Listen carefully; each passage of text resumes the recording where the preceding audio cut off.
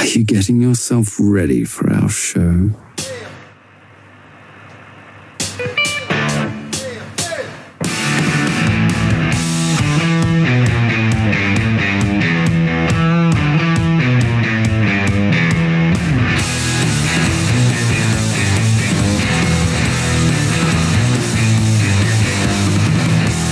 Alrighty, guys. Bobby Roast Beef here with a Jigs and Bigs episode you're absolutely going to love. Guys, get ready. Get some Kleenex because I'm going to tell you a story today that's going to bring you to tears. But there was a lesson to be learned, and we're going to talk about that in our Just the Tip segment.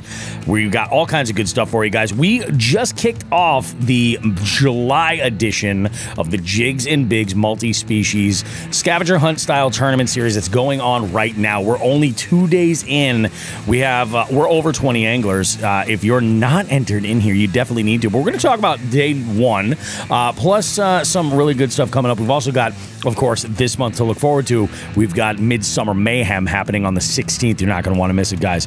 It's been kind of a light week, kind of fishing-wise for everybody, but we've got stuff to talk about.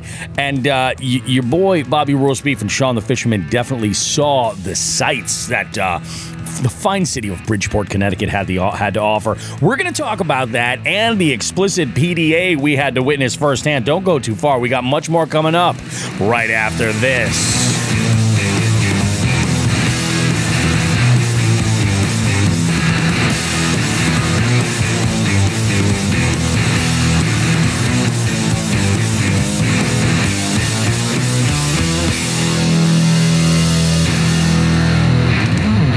Rock and roll, baby, yeah! All right. We're here. We're managing to crawl out of this. It's a holiday weekend, folks. We're producing this show, and let me tell you, I think everybody's got this little like glaze over their eyes of either just being drained. Maybe it's the burning from the smog coming in from Canada. Maybe who knows what's happening? But if you've been outside, you've noticed this shit. If you're in the Northeast, it's been kind of wild. How are you guys doing? How's everything for y'all? Good. Everything's good for me. I guess fine. I can't fish anymore, apparently. I'm not allowed by life, but other than that, I'm good. That sucks, man. I feel for you. That really does truly blow. Yeah, that's that. I have been getting out. I got out a number of times this week, and I think I'm just going to dive right in, guys. If you listen to last week's episode, I said something there. I said, you know what? We're a week out before the July tournament starts. I'm gonna catch a beast, an absolute tank. I might break my PB. And you know what? I had a hook in that fish on Tuesday. On Tuesday, I went out to go fish one of my local spots, one of my favorite places to be, and I was looking at conditions. And you know, last week we had weather reports all over the place that were basically saying, you know, conditions are just going to be hot garbage. You're probably going to get struck by lightning at any moment, so why bother? And as the day would go on, that like it would just keep getting pushed back and back and back. We might get a little pop at night, you know, some thunderstorm activity, but relatively pretty isolated. So by Tuesday, I said, I'm doing this. I'm sending it. And, you know, I took that day to relax, got in the kayak, popped in the newest Jigs and Bigs to quality control it, you know, make sure it was good. And also listen to my other podcast that I liked when I was out there. I was out there for quite a while. And conditions had me thinking I felt like, for some reason, I just felt like it was a chatterbait day. We had the right level of cloud cover, a little bit of wind, and you know, I mean, the water temps were nice and stable, right where they should be. So start ripping around a chatterbait. I catch one. Nice little dink. I was like, okay, this is good. Black and blue chatterbait too. I was normally over this body of water, I'll switch to a more natural presentation, but I said, hey, it's tied on. We're gonna give it a go, and hooked up with another couple of dinks, throwing, you know, basically changing up my presentation for the type of cover I was throwing into. So I'd throw a, you know, weightless Senko, and I'd, you know, catch a dink here, and I covered some area. I went a lot of different spots without getting bit at all, but I was just tenacious about hitting all these spots. So basically I had 3 baits that I was cycling through depending on the cover.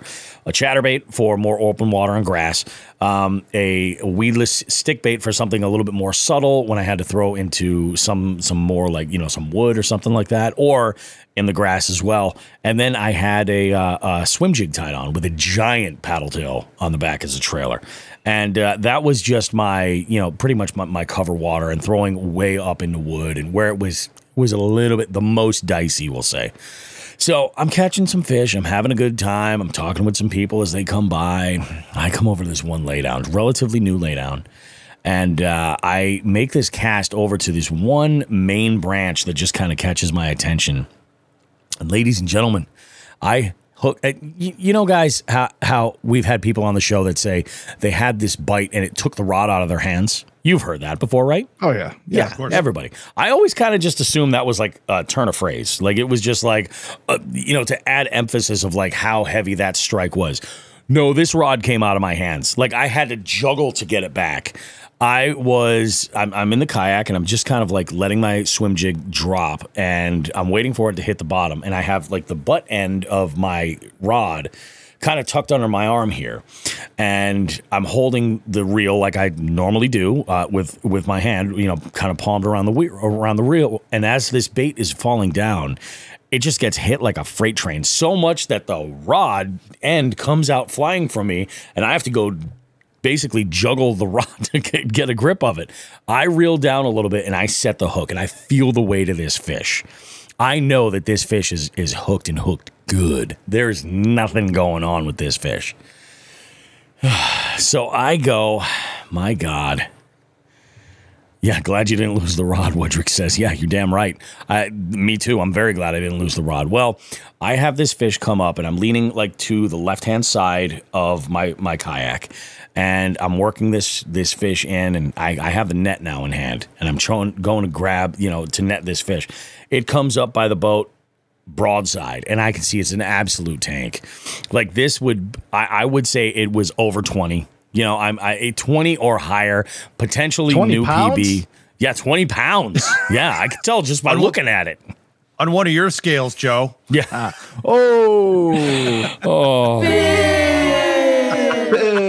So I get this fish broadside. I can see it. I was like, holy shit, it's a tank. This is great. And then something catches my eye just out a little bit further from the edge of the boat. There was another fish that came up with this fish, staring at me dead in the face. And I'm like, okay, so I'm trying to like maneuver the fish that's on my jig back over to the net, and then out of nowhere my rod, which is doubled over, just snaps perfectly straight. I knew exactly what happened. But it sucks to have that tank now be wearing my swim jig as a lip ring. Yeah. I'm sure it came out. I'm sure it did at some point, but so if anybody finds this fish over this body of water and you're like, wow, that's a giant paddle tail swim bait on the back of that swim jig, it's probably that fish. Let me know how it measured up as far as length goes. I'd like to know if I maybe could have potentially beat my PB. Just fucking crushed me, dude. I was like, I think I said some shit. There were some people walking by that were like, something bad happened here. He's upset.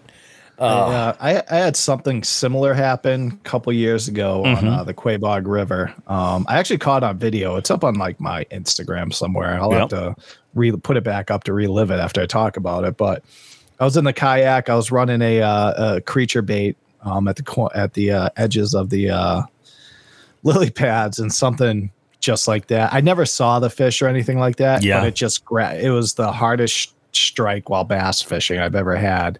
I mean, it brought the rod tip right down the kayak, and but I missed the hook set, so I've continued to tell myself it was a snapping turtle. So there you go. You know what? I think it was my PB. that's the saving grace, because you don't know. I know what was on the end of that.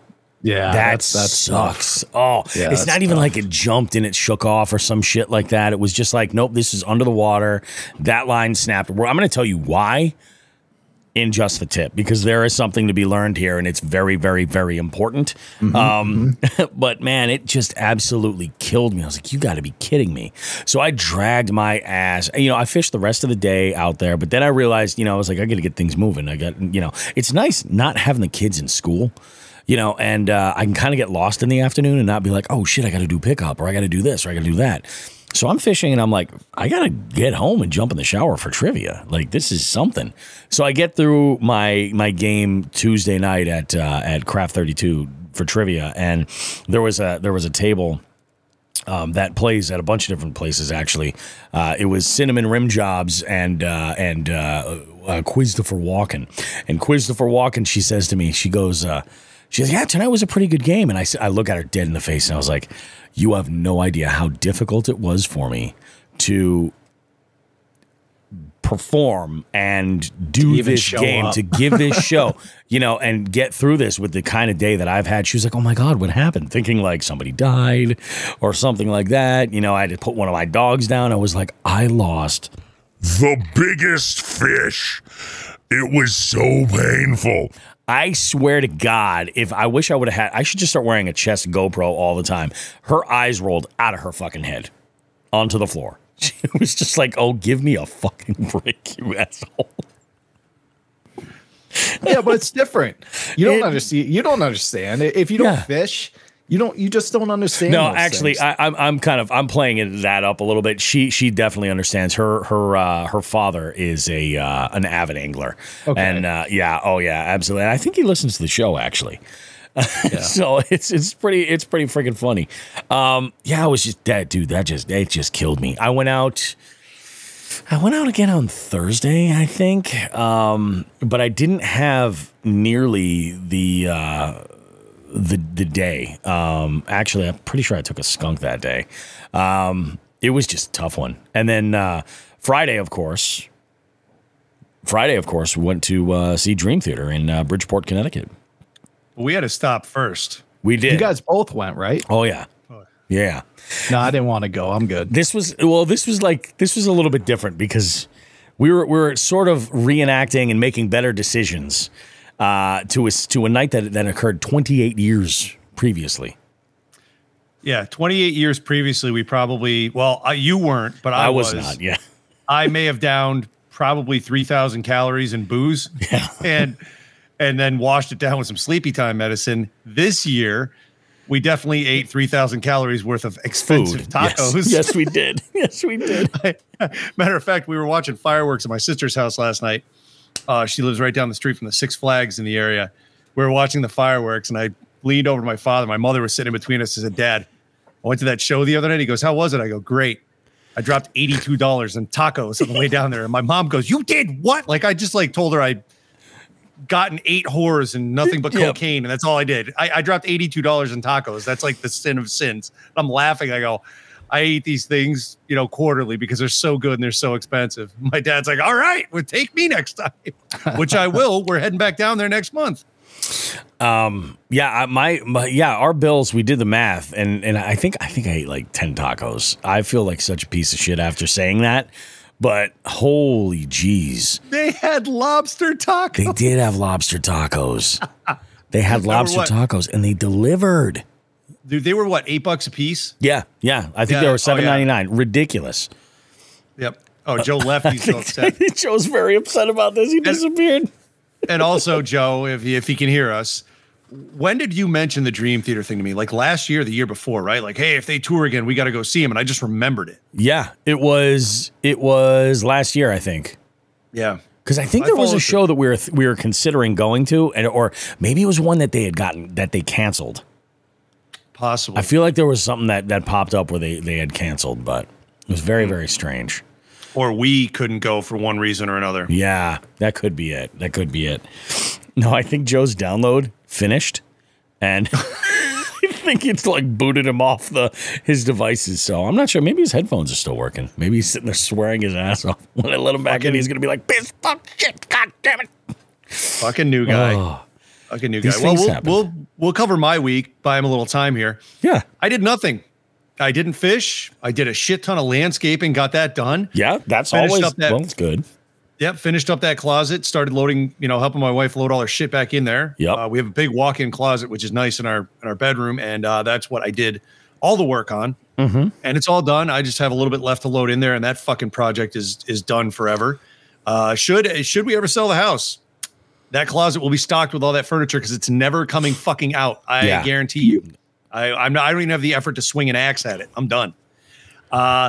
Then I moved out to the backyard and finished up a bunch of landscaping shit I had to do.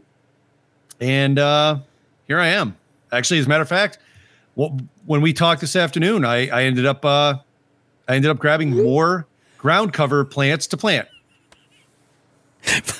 Joe just sent me a text. He's like, computer had a stroke. I'll be back. Don't worry. Yeah, Got to restart. I got it too. It happens. It happens. Great job.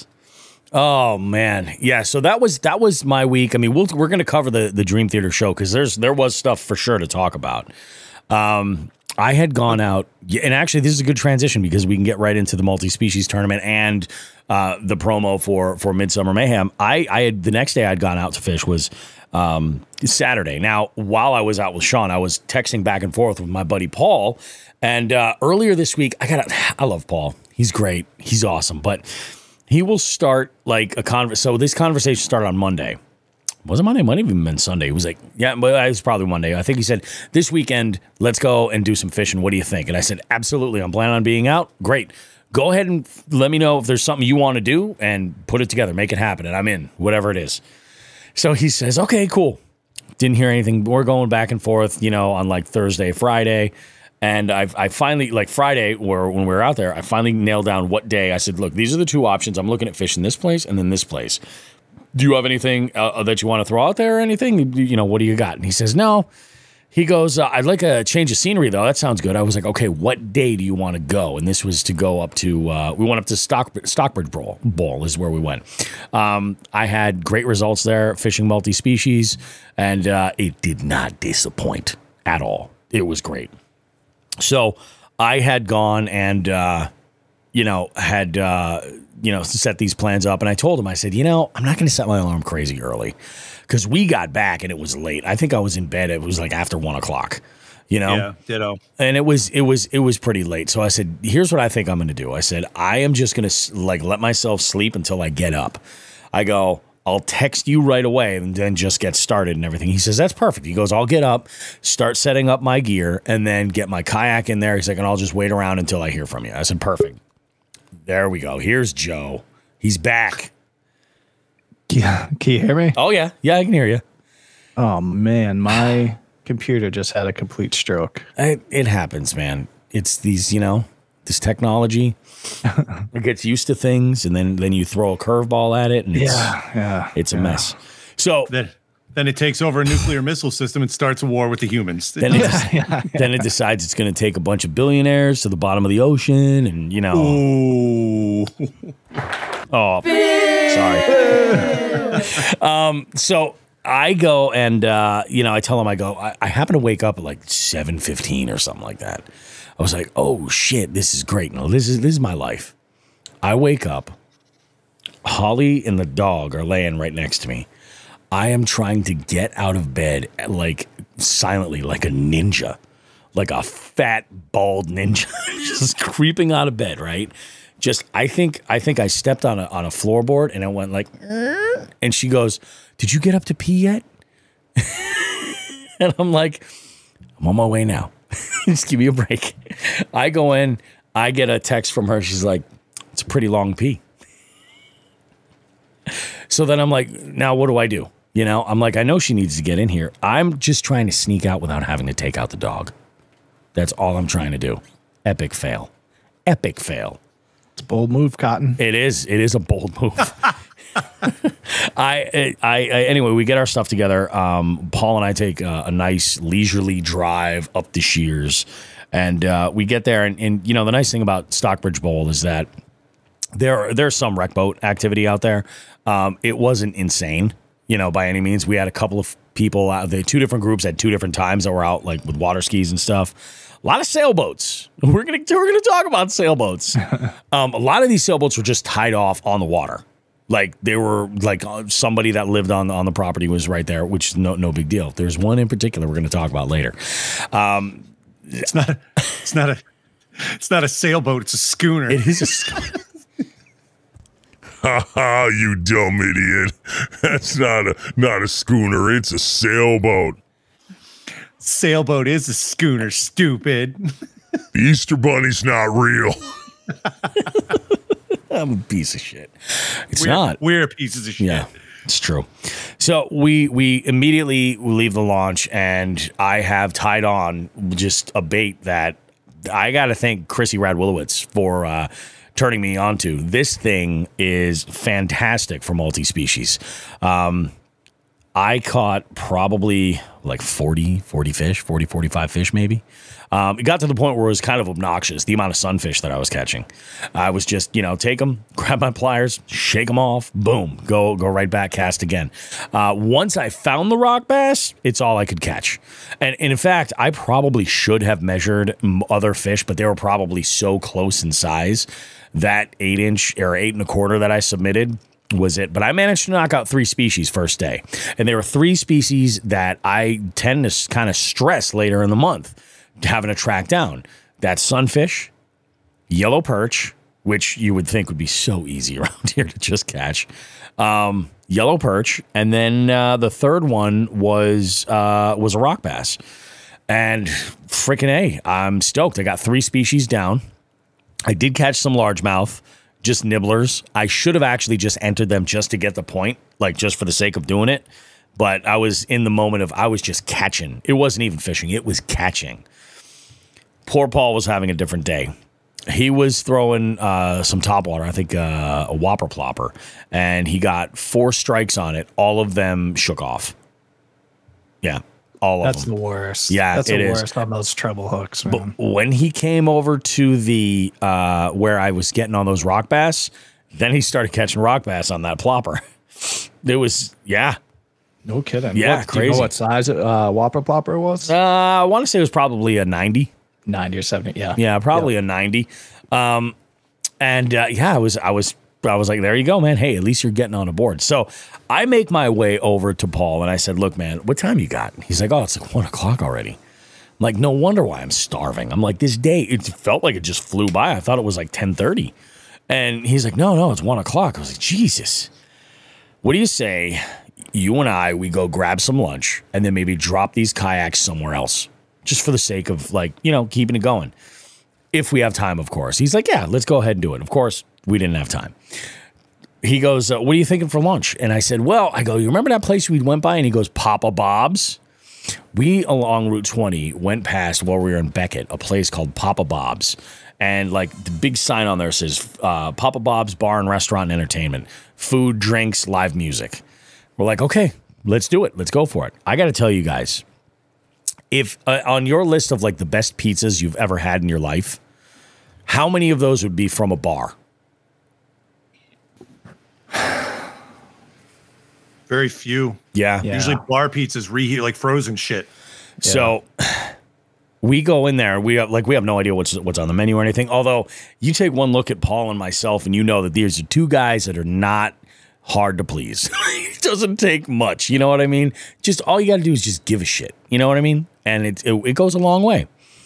These pizzas that we ordered were made by somebody who gave a damn about the quality that was coming out the door. This crust was right home worthy about. I've had pizzas in pizzerias that were not this good. I couldn't believe it. So he chose a buffalo chicken pizza, and I was like, I want to check out they have white sauce specialties that they have, and they have one called hot and spicy. It's got jalapenos, hot sauce, and hot Italian sausage. I was like, sign this bitch up. Like everything about this was perfect. It was absolutely out of this world. So we have a couple of beers. We each kill half a pizza. I kill a quarter of that pizza on the drive home, and I gave him the remaining quarter to my wife when I got back because I am a fat shit. So that's how I roll. She was happy and also was like, I'll bet you this like fresh was amazing. She's like, I can't believe this. And I said, who knew? We might have just uncovered like the Pizzagate of Beckett. Nothing else in Beckett. There's nothing else in Beckett. And then I told Paul a story about October Mountain and all of the creepy, unexplained things that just happen over there. That's got this amazing sort of story. And I mentioned to him, I was like, I'm working on a little something with October Mountain for Halloween. I'm hoping it comes together. It's gonna be good. Dun dun dun. Yeah, dun dun dun. Indeed, it's gonna be good. Went out today and fished. I was gonna get up real early and go back to the scene of the crime and see if I could get a little redemption at that other local body of water. Did not happen today. I woke up. I was just like, you know what? I'm just gonna stay in, and if I go out, maybe do a bank sesh, I'll do that.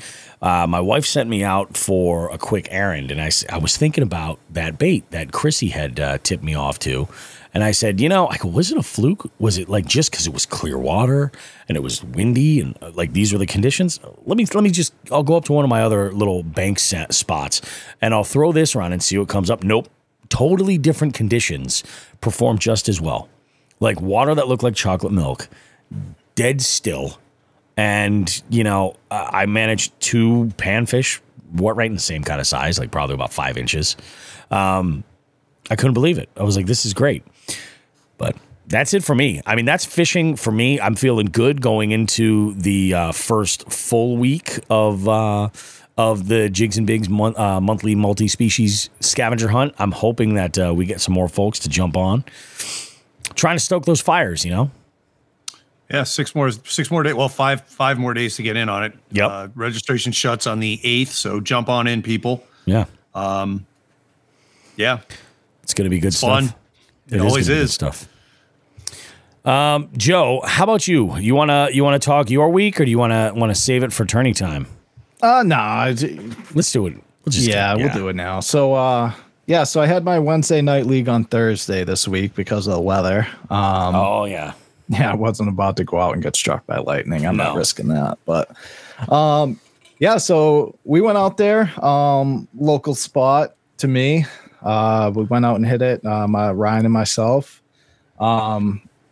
So we kind of go to a spot that Ryan's been doing well at. And basically what this is like a stump field right in the middle of the lake that, we found. Ton of bait swimming around. I mean, my live scope was full of bait. I mean, it was just everywhere, everything feeding on it. Crappie, perch, bass. So this was one fishing trip where I really relied on the live scope, the whole time in that, 12, 14 feet of water. But right off the rip, Nico, he was kind of doing the search bait. I was running the Nico rig kind of fishing the marks I was getting on the live scope. Right in the beginning on a Nico rig, fresh baits. Was it 30W or whatever, their motor, 10W30 oil. Yeah. Yep. So on that, a first fish comes in, decent largemouth. Marked him, dropped it on him, he grabbed it, took it. Nice. After that, we just kind of stayed in that stump field, and then right up past the stump field was a nice grass line. So we were bouncing back and forth from that stump field and that grass line. So right back to back after that, I got a couple of good smallies. Good smallies for this place. They weren't big, but they're not. This isn't a predominant smallie lake, but they're pretty decent here. So I actually caught both of them on. I caught one of them on that Nico rig again, and the other one I caught on a Ned rig, with that Helamite, the green pumpkin with the chartreuse tail. That's been my new favorite for the Helamite. So got that. Ended up getting a big perch as well. Probably like 12 inches or so, pretty close to it. Not bad. So after that, Ryan was he could not get anything in that stump field, so we beat that up pretty good. Let that go. We headed back to another spot that we like there, that I've had a lot of good luck this year. The unfortunate thing is they nuked this place for weeds about a week and a half ago. Yep. 2 weeks ago, and now it's like it is so choked up with dead grass. I mean, even like people's docks are just covered, and we just that spot wasn't even fishable. It was so bad. Really that bad? Yeah, no shit. Yeah, it was that bad. It was just every cast we're bringing back a pound of dead grass or weeds or whatever. I hate when people do. I hate when they do that to the lakes. I get it. There's invasive species or whatever, but oh god, I hate when they do that. Yeah. But anyway, so after right around the time we finished that, the sun really started to come down past the trees. So we're like, let's try the top water. Let's, because after those fish I caught in the stump field, it just shut off for us. Oh, really? Okay. Yeah, it just shut off, and we didn't get a bite for probably an hour. And once we started hitting that top water, Ryan got a big blow up right off the rip. Shook the hook immediately. He got it. It was another. I think it was a smallie. I'll have to check the video clip because we had it on video. It was just jumping, and it just shook the hook. And then we got another one in there, another smaller one. And then the last fish we got, Ryan actually got on that same walking bait. The thing was literally almost laying on these people's lawn. I mean, he was so close to shore. He got that. We ended up getting first place that tournament. It was not big weight to call home about, but it's just people had a tough time getting on the bite. We just got lucky. We found that stump field. We were able to, get something going. Yep.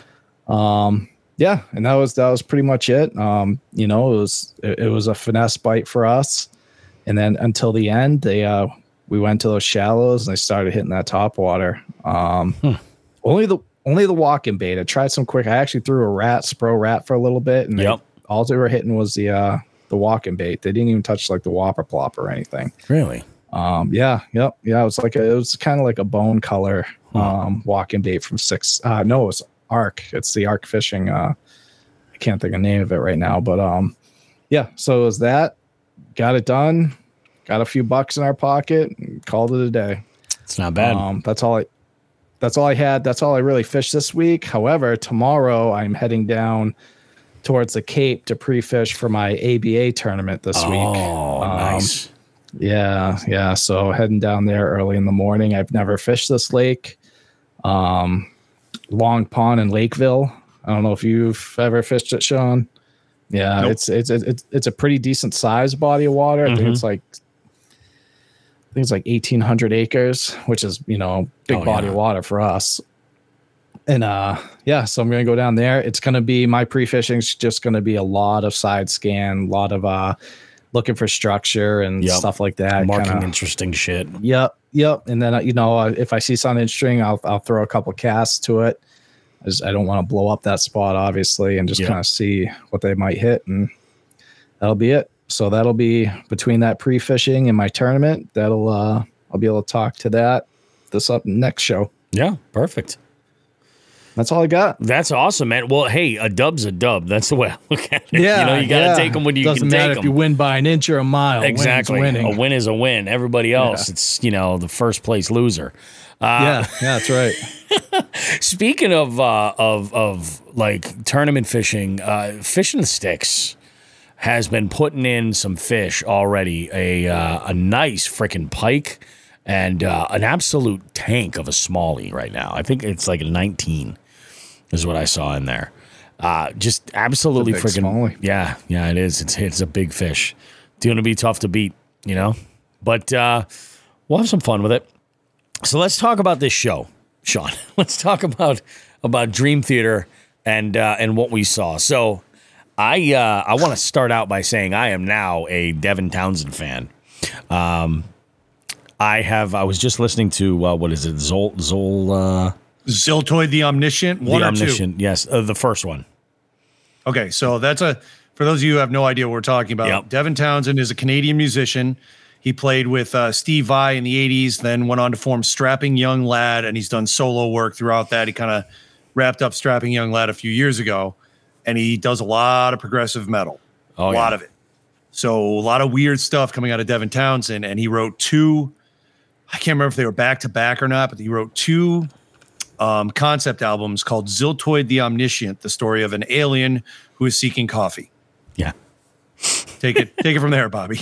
So I've been kind of just loving that, but I'm in 100%. I was like, holy fuck, I can't believe I haven't listened to this before.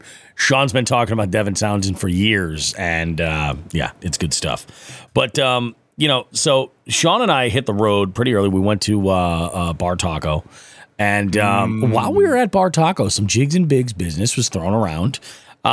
Specifically regarding somebody we're hoping to bring on as a new partner, which could be an interesting thing. So we have we're working behind the scenes for all of you guys to increase the list of partners that we align sort of forces with and can do some interesting stuff, and hopefully that's going to involve some really good stuff for you guys. But I was not in the headspace to be having any serious conversations at that point, and we decided to go to the lovely city of Bridgeport, Connecticut, which has certainly had an aroma, but that's going to happen when you're by the sea.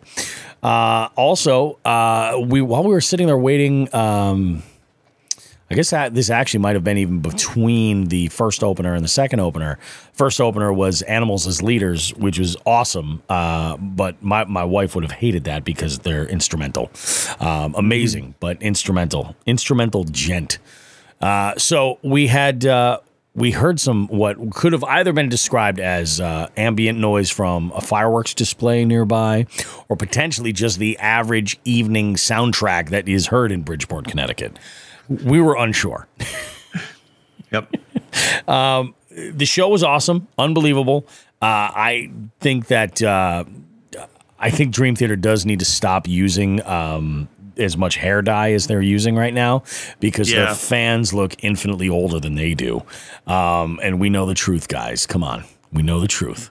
They've got some experience. But this is my first show seeing them with Mike Mangini on drums. Mine too. Yeah, and I thought it was great. I definitely kind of missed like the Portnoy solos, but I like that stuff a lot. I was a little surprised that they didn't do that. I thought that the song that everybody came on stage and performed together from Metropolis Part 2 was awesome. It was a good show all around, and I think the what was it? It was a Hartford United. The name of Hartford. The Hartford Healthcare Amphitheater in Bridgeport, and Hartford it is a Healthcare. phenomenal venue. Yeah, great venue, fantastic, great facilities all the way around. Like we had a great time. It was an absolute blast. There was one thing. That kind of seemed a little bit odd, and if you follow Jigs and Bigs on Instagram or on Facebook, you may have seen this in our stories. There was a couple who had come in shortly after we had initially arrived, and they just seemed like any other normal couple who was there to see the show, just watching the opening acts. But there was some activity, some sort of a public display of affection happening, and it became really apparent when they played their first, what I would say, classic song. Caught in a Web from their image from their Awake album, and Sean had pointed out to me, he's like, "What is going on over here?" So, go on, Bobby. There's a little bit of a lead up we missed here, right? Go ahead, build it. Yeah. So now you had decided that Grampy's cough medicine was coming in the form of a liquid this evening. Yes, and you had imbibed and were ready to go to the show. I got to the parking lot because I'm a responsible sleepy medicine user. I got to the parking lot. Yeah. Took a few tokes and walked in. Oh, well, let me go on a tangent here first. On our walk in, we met someone. Oh. My favorite person in the world. That's right. A bootleg t-shirt salesman. So that's right. I totally forgot about this. He presents us the shirt, says $20 a piece, and I make a face like, all right, no, I'm not getting this shirt for $20 a piece. And he goes, 2 for $30. And I look at the shirt, and it's got the back's cool, has band names on it. I just like front artwork. I don't want to wear a picture of a band, of a photo shoot of a band. And it just said Dream Theater and had the picture of the band. I'm like, yeah, I'm not wearing this. So I go, all right, nah, dude, you know what? I'm good. And I had said to you, I said, Bobby, you got $10 on you? because I didn't have any cash. And you're like, yeah, man, I'll get you. And he goes, I said, you know what? No, I'm good. And we start walking away, and very, very meekly behind us, we hear, how about $10? That's exactly what he sounded like too. And we spin around, and I go, $10 is fine. Because now I'm not going to wear this shirt. I'm going to hang it on my wall or something, or put it in my pile of collected concert t-shirts. And I go, Bobby, you mind if I borrow the $10? You go, yeah. And I go, yeah, you only got $10, right? You go, yeah. And then you whip out a fucking cash wad. Like you've just performed numerous illegal activities to get. And the guy's staring at this cash wad. The cheap ass tall guy is talking him down to $10. And we hand him that. We walk in. We throw. Didn't I give you a 20 and he had to give you change? Yes. Because I didn't have a 10. Look, I just want to. I don't know if we have any t-shirt bootleggers out there as Jigs and Bigs fans, but I will tell you this. I believe that you are buying drugs with your money, and I will talk you down, or I will not buy a shirt from you. That's Fair the way enough. I roll. You roll that way, I roll that way. Anyways, so I throw the shirt in the car. We go into the show. We sit down. We're like, hey, this place ain't bad. Animals is the leaders. It just started playing. Oh, yeah. And that was a pretty tame crowd for that. You know, we weren't, they're instrumental. People are just watching them play. Devin Townsend comes up, and this is the first time I mentioned to you. I said, hey, we got a dancer. And I point down, and there's this one guy who is just, man, he is into some Devin Townsend. He was is fucking feeling it. Dancing in the aisle. And I go, is this a dead show? And you start laughing. Then the next awesome bit of fan service we saw was 3 rows ahead of us. We saw Mr. Party Time. This man walked down the aisle with a pair of flip-flops. I don't know if he had a bathing suit short on or whatever, but he was wearing a white shirt with nothing but Corona logos on it. Yeah. And it was a button down, not like a t-shirt. Yes. Like this was like he was dressed up. Yes. And to top his outfit off, he had a white bucket hat with pot leaves all over it. Oh. And I remember you said, this guy is Party Time. And we laughed. So we got the dancer, we got the Party Time. As Dream Theater kicks off, I'm noticing all this motion out of the corner of my left eye. I'm trying to watch the stage, and I kind of tilt my head and look over. And then I start laughing. Look, I was a little baked, folks. These things can't happen when I'm a little baked. My face turned red. I'm slapping you on the arm, pointing kind of at my shoulder to look over. The 2 guys behind us are dying as well. They're dead. They're just losing it. Fucking crying. And then you saw the following. So what I saw were 2 people that had, God, I don't want to make any kind of assumptions here. You know what I mean? They might have been related. I don't know. All right. You know, but there was, put it this way, they were sharing a seat sort of, but they were standing up. You know what I mean? There was some grinding happening. Some. It just did, and it escalated as the show went on and on and on. Now, the thing is with a lot of this progressive music is that a lot of the music is written in odd time signatures. And I believe that she has a doctorate from Berklee School of Music because she did not miss a goddamn beat. I don't know. When I thought about how we were going to talk about this on the show, that's not how you play the skin flute typically. You know what I mean? No. Well, when I originally thought about this, I said to myself, you know, we have to have some boundaries here. Yeah. I don't have any modeling jobs on my resume. No. I'm not going to add any. I'm not a model. Neither are you. We're cool with that. Yep. We're okay with that. We do a podcast, motherfuckers. We own it. Yes. Yeah. I'm not even going to get into if they had a modeling background. Where I would like to hit these people is on their behavior at a fucking concert. Yeah, in a public place. This went beyond grinding and into straight up fucking dry humping with this guy grabbing her boobs. It was horrific. Yeah. The Horrific. guy, he was hanging on for dear life, and she was just going with the flow. Handfuls of memories. Yeah. It was just, it was too much, and it was distracting because it was a car wreck. It was a car wreck. It really was. There's no other way to really describe the mess that was going on in that one section where we were. And that's the thing. After I realized that the guys behind us were dying laughing, I just started kind of looking around. Everybody else was like, are you serious? And at this point, this is when I decided to start rolling with my phone. Capture some video. I think we might make them the artwork of this episode. We could. I think I might take a still frame of it. It's unfortunate though that you didn't get, and I honestly I would have stopped recording after this too. But the pinnacle of their actions was when she put her arms out and he grabbed her arms from behind, and they were both in like a crucifix position. Yes. Like she was the king of the world on Titanic. It was ridiculous. It really was. It was like Titanic. And then they were dry humping like that. It was fucking awful. Oh my God. Yep. It was so bad. The last time I saw anything like this at a show, it was also for the headliner. And I didn't want to see that headliner. So I left. I'm like, there's people fucking dry humping. I'm out. I'm out. And that was really weird tour. It was Amigo the Devil was the opener. Yeah. Then Hatebreed, then Clutch, then the Dropkick Murphys. And I'm like, look, guys, I'm from Massachusetts and I'm part Irish. I'm not into the Dropkick Murphys. I'm all set. Yeah.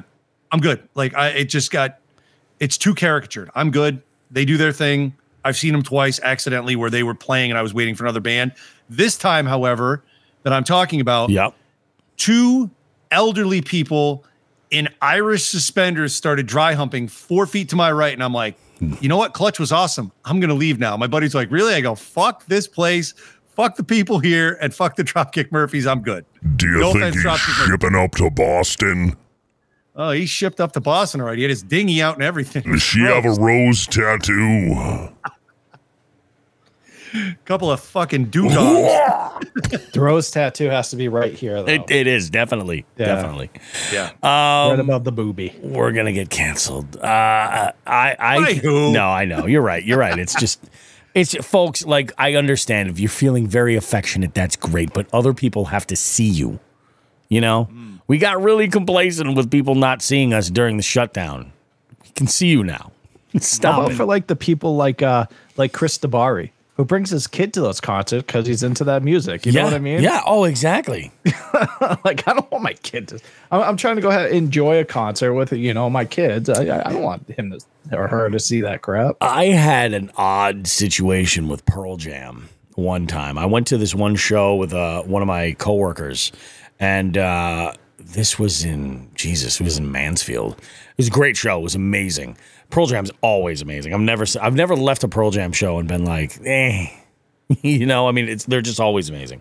So we had seen them, and this group of like 4 or 5 guys that had the seats directly in front of us in our section.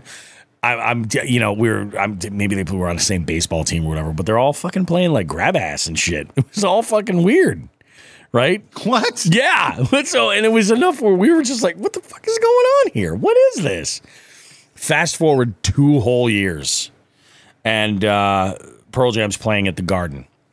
And we go, and me and the same guy, no bullshit, the same activity is happening in front of us. And we're like, do you think this is the same dudes?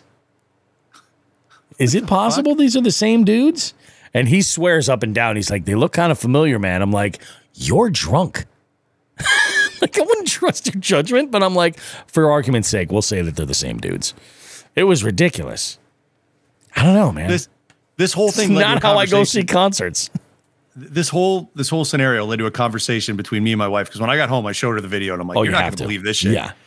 And it led to a conversation of, when my wife and I when we met 20 years ago, we were partiers, and we drank a lot. I dragged her to a lot of concerts, and I'm like, did we ever do that? She goes, I don't know, but 50-50. We can't dismiss it. So I may have been a concert dry humper at one point in my life. Thank God I was drunk enough to not remember it. Good for me in sobriety. That's all I can say. You're goddamn right. You want to talk about the dangers of alcohol versus cannabis? Yeah. Cannabis will make you laugh at dry humpers. Alcohol will make you dry hump. It'll turn you to a dry humper. Yeah. You don't want to do that. You'd be like that puppy nobody wants to adopt because it's just like, no, stop. Yeah. Oh, hey, it's Metropolis Part 2. Oh. Oh, my goodness. I'm king of the world. Bridgeport delivered. They 100% delivered. It was great. I will say this. Devin Townsend did have some interesting commentary about the way that the stage smelled, apparently. That was freaking crazy. And you had turned to me during Animals as Leaders and said, What's the over-under on somebody making fun of Bridgeport? I'm like, I don't think Dream Theater is going to make fun of Bridgeport. They're probably happy to see anybody at this point. And then immediately Devin comes out. He's like, yeah, this place stinks like fish. And then afterwards, he's just like, I don't know. This town has a pretty terrible reputation. He goes, it seems pretty pleasant so far. I mean, aside from the terrible smell up here on stage, but, and I'm like, wow, that's amazing. I feel like, I forget, maybe someone in Dream Theater made a little bit of a comment or something. I don't remember though. No, I think they were all clean with it. It was just Devin let it fly. Yeah, he definitely did. No, it was a good time. I'm glad we did it. A whole lot of fun. Cool. I couldn't believe that I got up the next morning to fish as early as I did, though. I could not believe it. And I was like, nope, this is a sign. We're going. And hey, look what happened. I caught a shit ton of panfish. Nice. Oh, good stuff. Let's go ahead and talk a little bit more. I know we've been mentioning, obviously, the tournaments that have been going on right now. The one that's currently underway, the Multi Species month-long tournament, our scavenger hunt style that we've been talking about making some changes with it for next year. So you guys might want to sit tight with some of that stuff to make it even more exciting. You have like a short period of time, if you are not currently enrolled and registered, to join and get involved with it. And I highly recommend that. Number one, it's great, if you win, awesome. There's some payouts and stuff, but just by entering, you're going to be entered into some of the raffles that go along with it. And what's cool is that, those raffles are for everybody that didn't place in the money. So it's an opportunity to get some stuff. In fact, we're doing the giveaways for that later on in this show for the Chronic Trips that just wrapped up. So go ahead and get on it, guys. We've got great partners for this, for these tournaments, as far as, sponsors that are involved, hooking us up with some great stuff to raffle off for you guys. And it's a ton of fun. Plus, I love just the idea of entering these tournaments and fishing alongside of everybody else who's entered in there. It's like I get to actually fish with the listeners of the show. So I love it. You should definitely join if you have not registered. If you're interested in registering, all you got to do is just go and download the Fishing Chaos app. Once you've got that downloaded, just do a search for Jigs and Bigs, and you'll see all the Jigs and Bigs tournaments show up there. You'll see the July tournament. You also see the Midsummer Mayhem, which is coming up in just a couple of weeks. Yep. Yeah. We have we Bobby, I know we talked about this one issue that keeps popping up. I'm going to kind of go over something and just leave it relatively God, I hate the word vague, general, so that if anyone has any problems, reach out to me. My email addresses are on the my fishing, shall we say, my fishing business email address is on Fishing Chaos.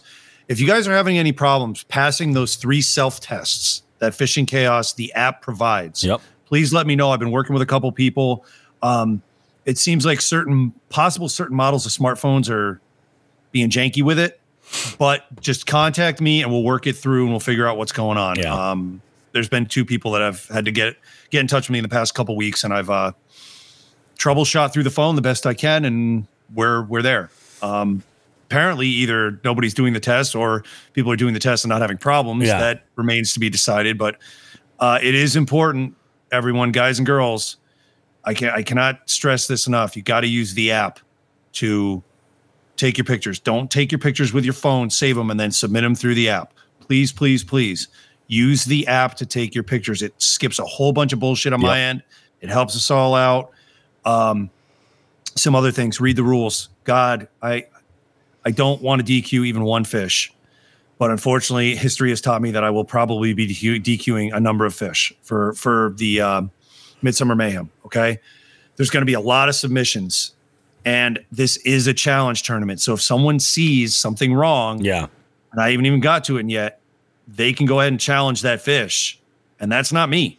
That's you guys. Yeah, that's everyone else who's in the tournament. So you guys are policing each other. That does not mean be a piece of shit and challenge every fish of someone you don't like. That is not cool. And you will hear that from me.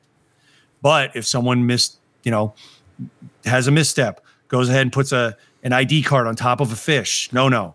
Someone's got a hand jagged under a gill, no. Someone misses, the fish is upside down or backwards. Those are no-nos. People are going to challenge that shit. And I'm going to have to say, here's the rule. It says you fucked up. And there's going to be no amount of pleading that's going to change that. I don't know what to say. So everyone has to read the rules. I sat down and rewrote them to make them as clear as possible. Please, please, please Any questions? Ask them before the tournament, not the day of the tournament. Yeah. The day of the tournament, I'm not going to be answering my phone much because I'm fishing this thing too, and I'm fishing another tournament simultaneously. Yep. So I'm going to finish the tournament. There will be 24 hours for challenges. Then myself, Bobby, and I believe we might enlist Nelson on this judging because there's going to be a lot of them. Mm-hmm. That's when we're going to start doing the judging. So if you guys see a problem, you have to hit it right away. Hey, I'm challenging this fish because. All right. We did modify the mouth open rule so that it's a 1/4 inch open is only a 1/2 inch deduction. Yeah. We thought that was fair instead of an inch because that could come down to it. And then the tiebreaker for this was kind of innovated when I ran this by you. Excuse me. When I ran this by you, Bobby, you enjoyed it. We're going to use fewest amount of fish as a tiebreaker. So the fewer fish caught, the better. Yep. So that means you can look at it one of two ways. Fewer fish caught, which I thought was easier, so you don't have to do any math. It's just simple, fewest fish. Or it's going to be highest average length. Because if you have fewer fish and X amount, well, the number is going to be bigger. If you have more fish and more amount, the number is going to be smaller of average length. So we're using that. So fewest amount of fish / average. It's the same thing. Bobby, anything else I need to cover on that? I mean, I've been trying to drill this home for the past couple of weeks. I have a feeling we're going to get some questions on the open mouth with the minimum. So if you have a mouth that's open within that, 1/4 inch and you're going to take a 1/2 inch deduction, does that mean that the fish is DQ'd if it comes in at 12? Ooh, no, it'll get bumped down. It'll get DQ'd. It'll get DQ'd. So you got to make sure those mouths are closed.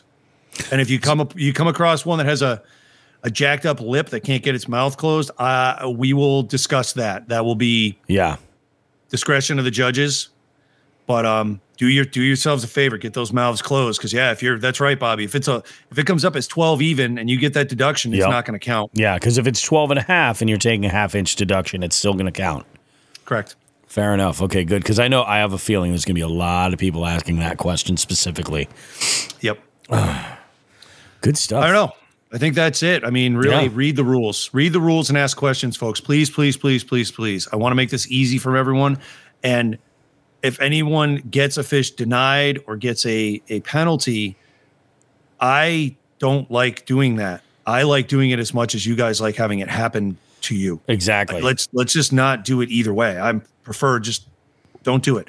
Look through some of the MAKB tournaments and see how people are turning their fish in. Look through some of the KBF, EKF. You can look through all these tournaments, see how people are turning their fish in, and mimic that. Yeah. If it's kind of more an advanced thing when you don't have to use hands. I still use my hands. I use my left hand. I put it right in the middle of the fish. I keep it away from the gill. I keep it away from the tail. Yep. That's it. And then I take my picture. And one other thing that's kind of riling me up here a little bit, just to cover this on tournaments, I'm going to be putting a rule in next year. I do not want other people taking pictures of your fish. I do not want to see multiple people involved in a fish photograph. Yeah. Because that tells me that there's more than one person possibly fishing. And I can't prove anything, but it's got a bad look to it. Yeah. All right. Fair enough. Yeah, I've seen that in a couple of the tournaments. It's kind of driving me nuts, and I probably will be speaking to the competitors going forward about don't let me see this shit. Yeah. Yes, Patrick has a great tip here. From what he learned in May by his own penalty and looking at other catches, push the fish's mouth against the end of the board to keep it closed. Exactly. Or if you can, sometimes with your kayak, there's floor plates, things that are on the hull that allow your catch board to tip. You know what I mean? It'll tip in that direction and let gravity do it. Yeah. While we're on that, this is a catch only tournament. Catch only. This is not chronic trips or jigs and bigs where you can use a musky board. Catch only. Catch. KETCH. Yes, sir. Yeah. Catch. That's awesome. I think I'm looking forward to it. I talked to Paul about it. I mentioned it. I was like, I returned his board that I had been using after I lost my other one. And I said, I'm good now. I said, take this sucker. I go, you're going to need it for Midsummer Mayhem. He's like, what's Midsummer Mayhem? I was like, do you listen to this show? Do you actually listen to this show? I said, you're going to want to be involved with this, man. It's a 1-day bass tournament with a slot limit. And I said, so it evens the playing field for a lot of these folks around the country. And you should enter and have some fun, because we're gonna be having fun doing it, you know. Yep. So should be good. Let's take a quick break, guys. We're gonna come back. I got just the tip to talk about that fish that broke off earlier. There is something to be learned from that.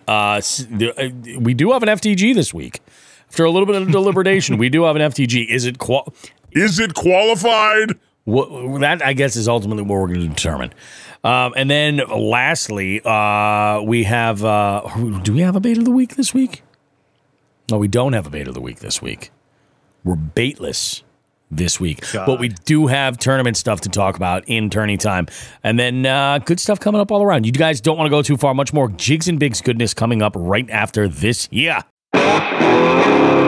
Hey guys, Bobby Roast Beef here from Jigs and Bigs. You know, if there's one thing I can't stand spending money on, it's on something that's not versatile, something that I can't get a lot of use out of. I want to talk to you about Frost Buddy. What Frost Buddy is it's one of those can coolers. I've seen these before. In fact, I have some that are limited to only fitting one specific size of can, like a standard 12-ounce can. I stumbled onto Frost Buddy, and I was blown away with it. So versatile. Fits standard cans, tall cans, slim cans, and even 12-ounce bottles. And the magic is the insert fits all of these items in various stages within the insert. And when you take that out, you can fit a full 16-ounce tall boy can. In fact, it even doubles down on being versatile with the coffee lid. And on my recent trip to Chickamauga, I had a field day with this thing. I was throwing beer cans in it. I'd have coffee in the morning. On the drive, I was throwing in all different sizes of cans for different canned coffee products to keep me awake on the long drive back. The thing was amazing. So I recommend you check out Frost Buddy. If you're in the market for either a travel cup for your coffee or a can cooler at all, either one of those,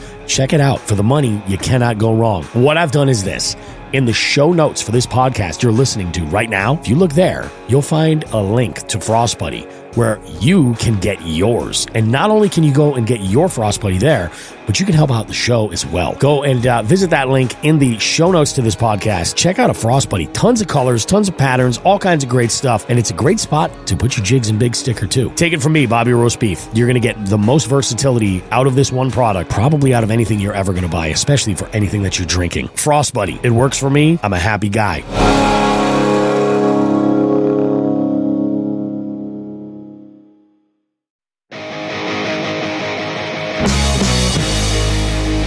Jigs and Bigs wants to take a moment to say thank you to our partners for helping us continue to push the limits of our fishing adventures and bring you amazing long-form content. For all your premium kayak needs, we partner with Three Bells Outfitters, located along Smith Cove in Niantic, Connecticut. Three Bells is your go-to location for kayaks and accessories from Hobie, Native, Bonafide, Jackson, Yakutak, Naqua, Boondocks, Burley Pro, and many more. Financing options are available to upgrade you and your kayak fishing experience.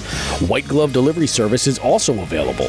Visit threebellsoutfitters.com for more info, and don't forget to tell them that Jigs and Bigs sent you. When it comes to high-quality polarized sunglasses, we've partnered with Torrej.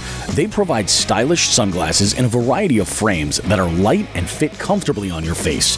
The polarization cuts glare and allows you to see the whole picture, helping you identify what's below the water's surface. They have a 60-day risk-free trial, lifetime warranty, and free shipping. Plus, you can save yourself 10% with the code JIGSandBigs10 at checkout. Visit Torrej.com to check out their selection. That's www.torege.com. Again, we cannot thank our partners enough for their support. Please consider supporting them and supporting the show in the same process. Thanks.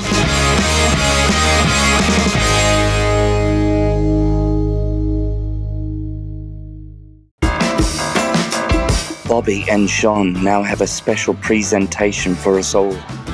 They'd like to give everyone just the tip. Good stuff. Good stuff.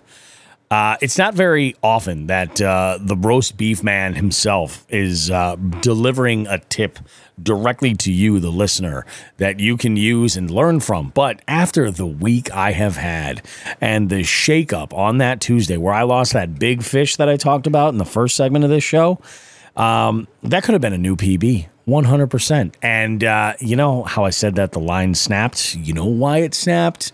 Because this asshole did not retie that jig. I'd caught a bunch of fish in heavier cover earlier on that swim jig, and I just grabbed the rod and started using it without ever just taking a second to look at that.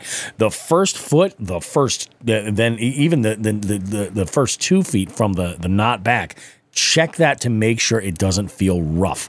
You're feeling any nicks or any type of anything on there whatsoever, cut that bait off and retie it. Trust me, you will save yourself, because that's exactly what happened to me when I had that fish. I had the net in the water, and I saw my line just let go, my rod spring back straight. I said, son of a bitch. I got that line back in the boat, and I could still feel probably about 7 or 8 inches up that there were some marks on there that had compromised the strength of that line. And that's the issue. You know, you hear it all the time. People say, oh, you got to retie, you got to retie, you got to retie. This is the kind of lesson that will make it a reality. You really do have to retie. Check your fluorocarbon. Don't get lazy about it. It takes what? It takes no time at all to just tie another Palomar knot. You know, I get it if you're throwing something that's a little bit more tedious, like a drop shot maybe, you know, and you're a little like, oh, okay, you know, we're going to risk it for the biscuit. I get it. You're tying twice the knots. Still retie. Check your line, because it's going to be when you have the biggest fish and you're putting that line under that much additional stretch, you're going to get screwed. and you're going to learn a hard lesson. So that is my tip for this week. Real simple. Just retie, guys. It could save you a whole lot of frustration and potentially make your life a little bit easier, because then you don't have to stomach that the whole week until you get back out on the water. Sean, you look like you want to say something. Oh, I just want to add to this. So you mentioned fluorocarbon. Check all your line, folks. Yeah. If you're using braid, check it all. Check your mono, check your leaders, check everything. Not only is it a way to save the fish you're catching, or save you from losing a fish, but it's a way to save you from losing lures as well. Oh, for sure.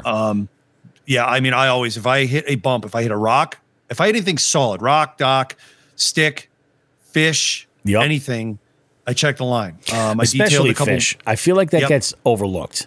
Like a lot of people are just like, I'm catching a bunch of fish. This is great. That's a great opportunity to change your line, or to check retie. Every time I check before I throw that lure back in, and I just mentioned a couple weeks ago at the tournament up at Lake Onoda, I got whacked, and it didn't feel like it hit the lure. That pike missed the lure and hit the line, and the line was jagged. And I'm like, well, guess what?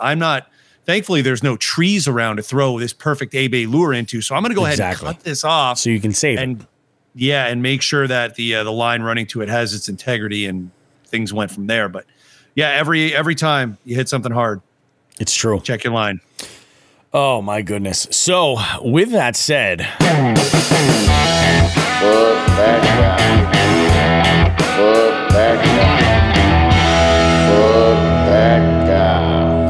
so as I was wrapping up my day on the water this past Saturday, on the first day of July 2023, Paul and I made our way back to the ramp, and what we saw was kind of ridiculous.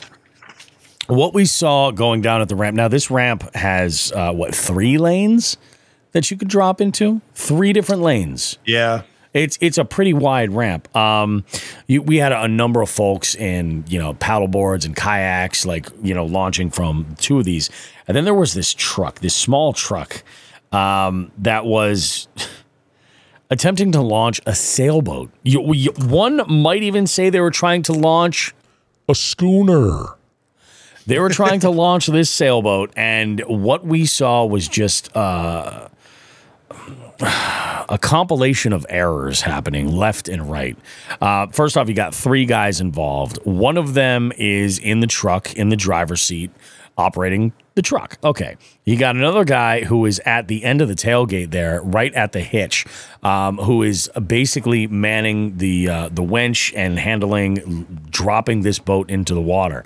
And then you got the 3rd guy in the back. I don't know why he was in there. He was shoulder goddamn deep in the water trying to pull this sailboat off the trailer. Now, I think, Joe, it was you that had mentioned qualified what was it? Qualified captain? Yeah. On Instagram? So I'll just put the plug out there right now for this page. If none of you follow the Qualified Captain on Instagram, Instagram's their big one. You guys, especially you big boat guys, you need to. I mean, I sit there and laugh my ass off constantly. It's just people fucking up at the boat ramp or out on their boats or whatever. It's hilarious. Do yourself a favor, go check them out, follow them. But yeah, it's kind of crazy. So I decided, I was sitting there and I'm like, look, there's all these people here with kayaks that just want to launch. There's this train wreck that's happening in front of us. And it got to the point he's yelling. He's like, Dave, back it up just a little bit more. Dave's truck's rear tires were nearly submerged in the water. Like Dave was in serious. I'm surprised Dave didn't have a snorkel on his truck because tailpipe was bubbling. Oh yeah, it was all the way in, way in there. And I'm like, what are you doing? So Dave, watch his fucking legs. Oh, Dave, god damn it! It's so Dave is failing. This poor son of a bitch in the back is like, the guy in the middle at the hitch is yelling out directions to Dave and the guy who's swimming, and the guy who's swimming's like, what, and he's yelling shit to Dave. Oh, it's great. It's such a mess. This reminded me of that day that we were all out on the ocean last summer. It really did, with that crazy boat that I'm assuming that these guys use their trust funds to buy off of Facebook Marketplace. I feel like that's exactly what happened. It was ridiculous. And there was just no control. But I posted this and I tagged Qualified Captain, and I've gotten a ton of comments here. But what I've learned here, and this is good. Some of these comments have informed me in maybe not even so much a direct way, but apparently the sailboats they're a bitch. Like they draft more, is what they say. And generally, I'm getting from this that sailboat trailer typically has to have a much longer tongue to compensate for that. And what they were using was absolutely the wrong trailer for what they were doing. I don't even know if this was on like a utility trailer. I never saw the trailer. The whole thing was underwater. The whole thing was underwater. And, people are commenting like they're trying to put the boat back. I was like, no, they were launching. Like this should have been the easiest part. No. Fail. Yeah. Fail. When in doubt, you just back it in, smash the brakes, and hope for the best. That's all you can do. It's frightening. So to these three guys, I just want to say FTG to them. It's a little ridiculous, but also I feel like this summed it up the best.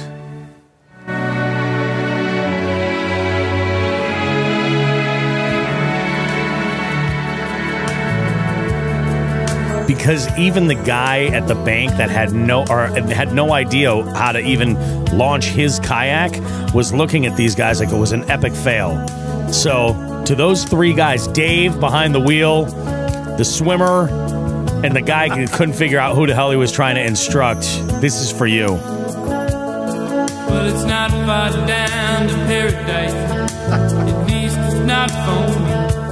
If the wind is right, you can sail away and find tranquility. Oh, the canvas can do miracles. Just you wait and see. Believe me. It's not far to never land. Hey, I was just about to get my dry hump on there. Oh, you were, right? See, that's why I had to stop. I knew it was going to get inappropriate. We can't handle nice things. You can leave Bridgeport, but Bridgeport won't leave you. True, you can't. Bridgeport left its mark, damn it. And that's what's happening. I apologize, Christopher Cross, if you give me a strike for that. But let's be honest, it's probably the most played. A word of advice from a big boat guy. It's a holiday weekend. Oh, yeah. Right? But number one, just like you said, I've never launched a sailboat. I don't know, but them having a much larger draft makes sense, and you have to have that. Make sure you have the proper trailer. Make sure you know what the fuck you're doing before you go out on a holiday weekend and you decide to friggin' take up the entire boat ramp. Yep. Get that line. Everybody's waiting for you. Like the one big thing on a holiday weekend, make sure you get in and get out of everyone's way. I feel like I'm going to piss somebody off with what I'm about to say.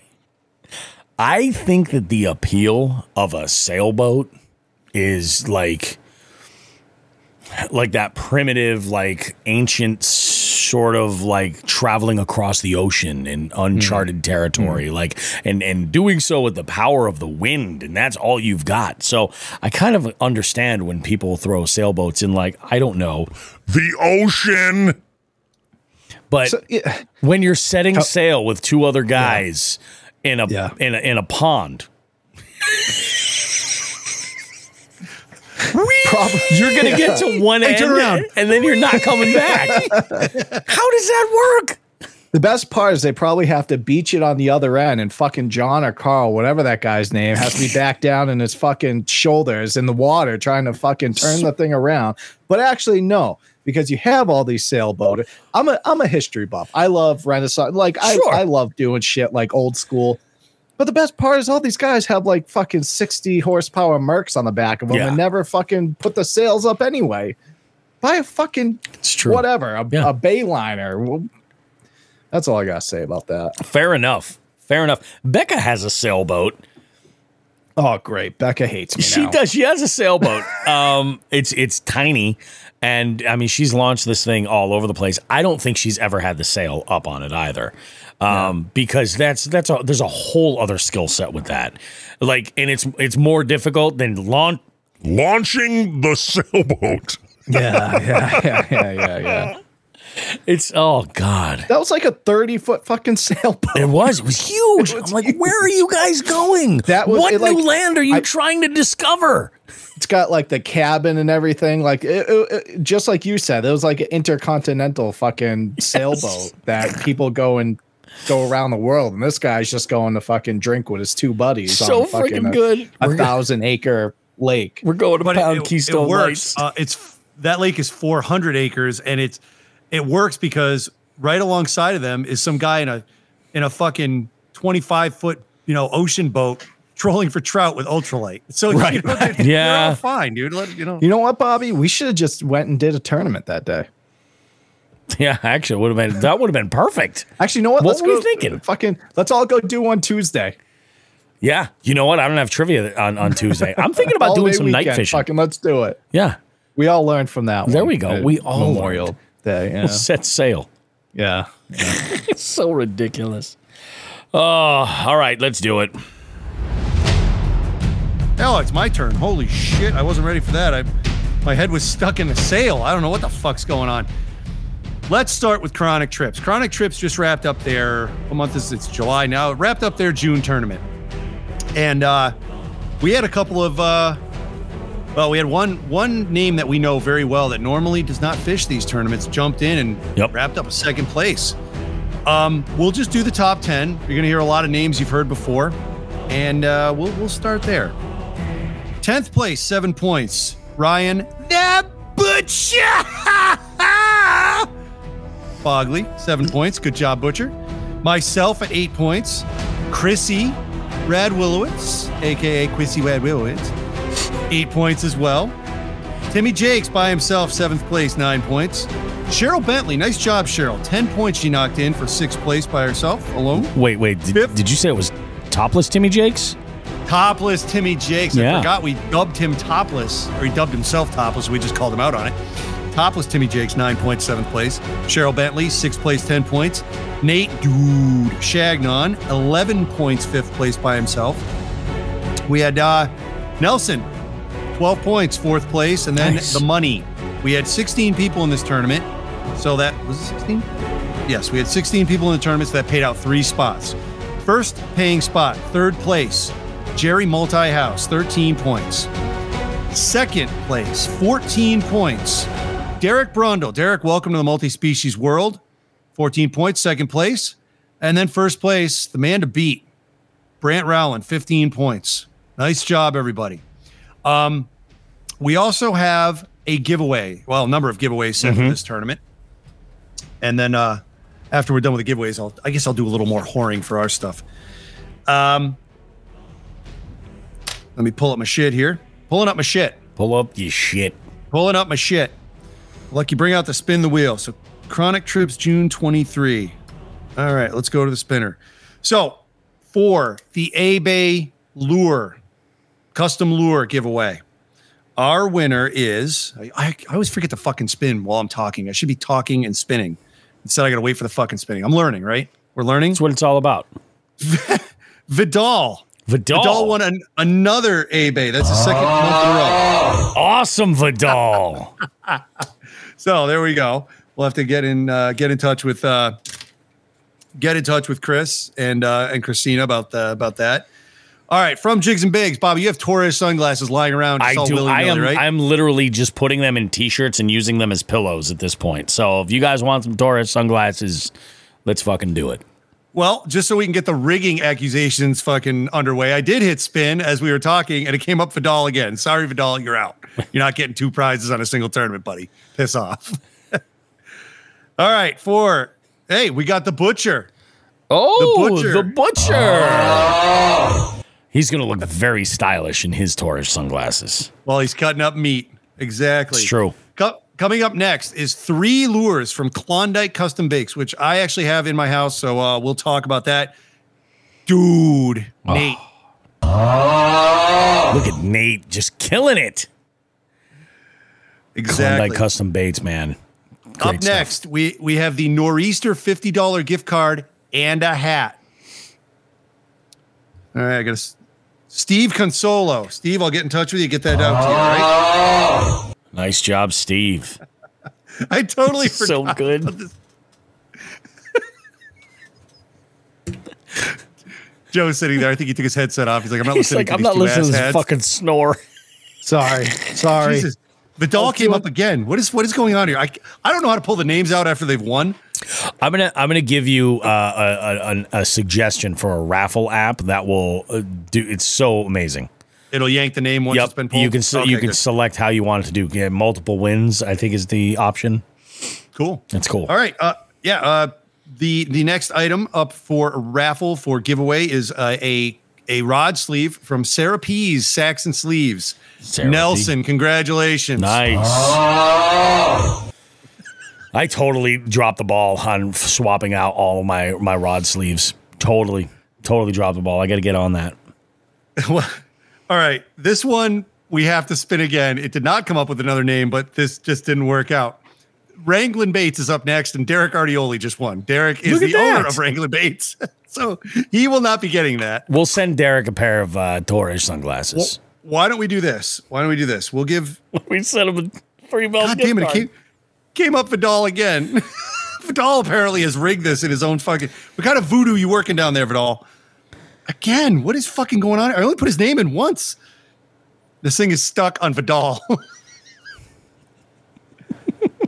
I'm not kidding. It just came up again. What Are you the fuck serious? Is going? Yeah, this is fucking insane. Just there remove. There we go. Here's what we're gonna do. Brian Tonello has won the Wranglin' Baits gift pack. Good job. Because we drew Derek's name and it kind of went default, Derek will be getting the Fresh Baits gift pack. There you go. That makes sense. We're on top of shit. 'Cause I'm not gonna screw Derek out of it. No, Derek placed up there. You know, he somehow managed to overcome Vidal's hacking efforts on this fucking spin the wheel, make a deal. So there we go. Vidal's in the middle of the Pacific right now on a Russian sub, going, "I'm going to win it all." He's on that fucking spy beluga whale, riding it. Yep. Okay. So Vidal, the jig set. We had a little discussion about the jig sets, and we found out that we ran out of them about 6 months ago. So unless you have any more, Bobby, right? Although there is talk, I may let me look around. But there is talk. We're discussing the idea of breathing new life into the jig kits. Yeah, and kind of doing some new colors and stuff like that. So we'll get you, Vidal. Don't worry about it. Vidal, if not, we got Torres sunglasses. We can do that. Well, he's got that going from. Didn't he already win the Torres sunglasses, or what did he win? No, he's got the jigs and bigs from us, and yeah, folks, we'll get him set up with a jig kit. We'll make it happen. We'll take care of it. Yeah, we'll do that, Torres. I'll make a note on that. But yeah, we are we are in the process of just catching up on getting people their stuff. I try to get people their stuff in person when possible. That way I don't have Saves to on shipping and shipping. handling. You don't have to wait. Yeah.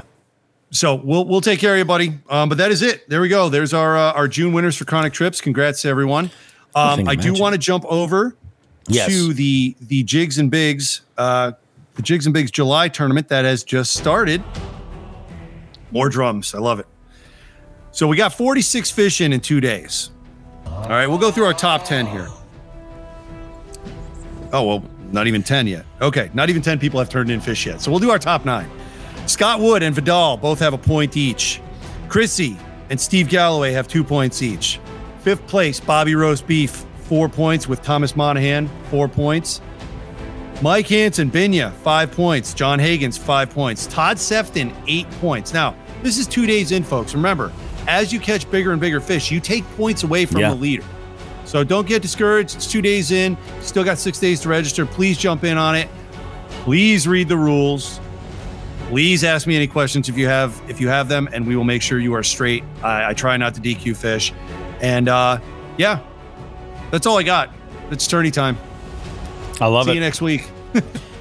Thank you guys for more tourney goodness. And yeah, I woke up this morning looking at Fishing Chaos, and I noticed something that I was at currently. This is like earlier this morning before any of these fish from today had been entered. But I was sitting in second place at that time with the fewest number of overall inches, just based on the species alone. I kind of wanted to throw that in there and mention that because I know a lot of folks get like real caught up on the size of the fish that they're catching, or like, oh, I can catch a bigger one of these. I'm not going to enter it in. No, enter in those species. Trust me. If they fit the minimum, enter them in, and don't leave points on the table that you could be, you know, putting out there. Like, if this was the end of the month, let's fast forward a little bit. I had largemouth, nibbler largemouth that bit the presentation I was throwing for panfish, and I didn't enter them because my thought was, oh, I can enter them later. I've got a whole month to play around with it. But if I didn't have that time, I'd be screwed. You know, enter those in, because I would have, realistically, if I entered those 2 largemouth, I'd have another 2 points. I'd have the one for the largemouth, and then I'd put the other one in the NE5. Yep. So something to keep in mind, guys. This tournament's not a traditional tournament. It's a game. Think about it like that. Man, we got some good stuff. This is going to be fun. So that about wraps up this segment right here. As far as stuff we've got to cover for segment 2. Segment 3, though, we asked our jig heads. We're going to give you guys a couple of minutes. We're going to go and audit some of these comments that came in. We mentioned to our jig heads that are currently in for this live recording right now to kind of give us some questions. Ask us anything. So go ahead, guys, and throw some questions if there's something that you're like, hey, Bobby's never discussed this, or, you know, Sean's never discussed this, or what's the such and such with Joe, or whatever it is. We'd love to just dive in right now and kind of go over it. In the meantime, we will see you guys in about 2 minutes. Don't go too far.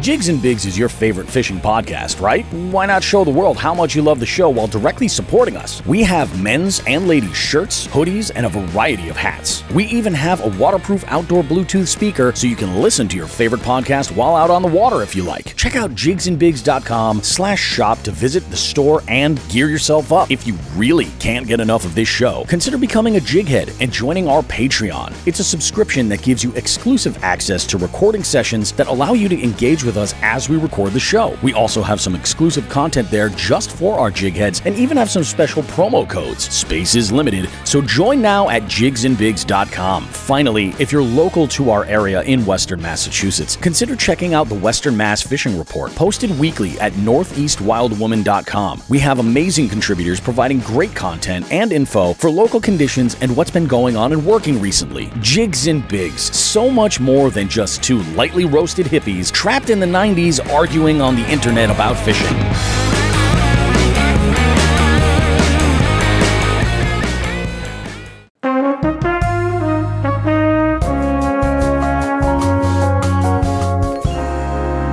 That's right, ladies and gentlemen. We are back with some Jigs and Bigs closing segment.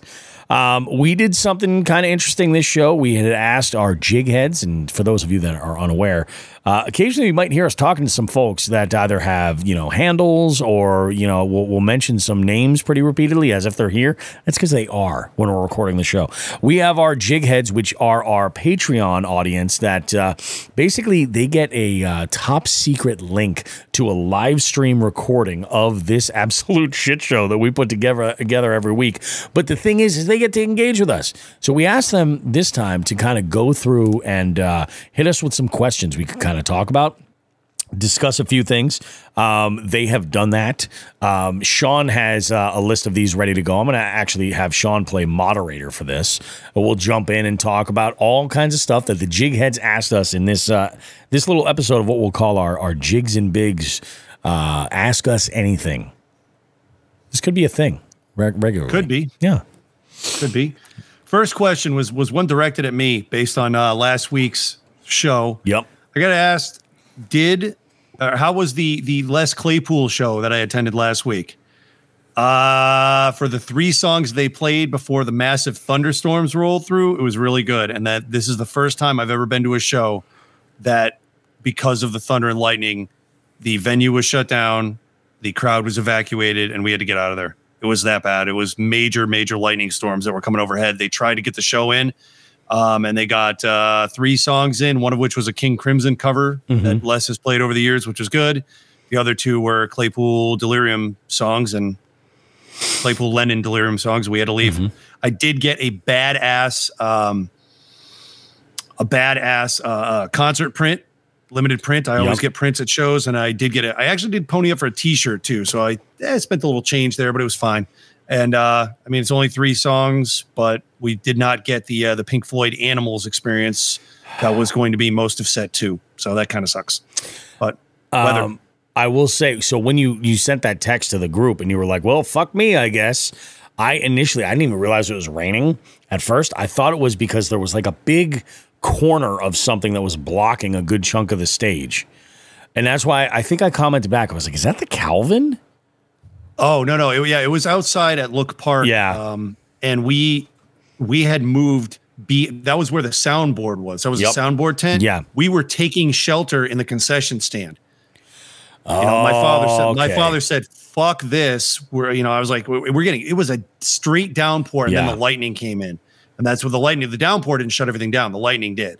Oh, we knew it was going to happen. So my father and I were taking shelter. My brother-in-law and my buddy and his buddy were all sitting out there watching it. And I said, fuck this.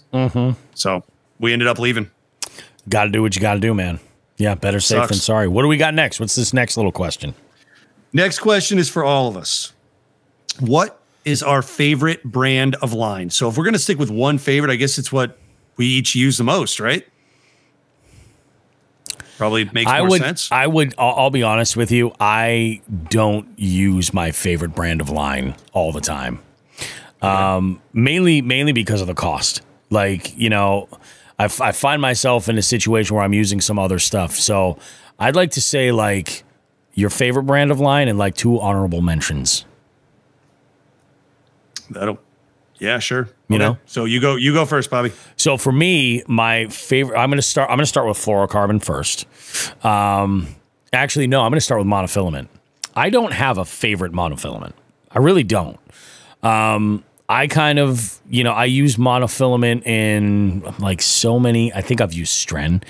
I think I've used some other Berkeley mono before. Never had an issue. I'm using some Bass Pro Shops XPS mono that I use for leader line. I just have a big spool of 8-pound mono that I use for leader line when I need that. I also have the same thing in fluorocarbon as well.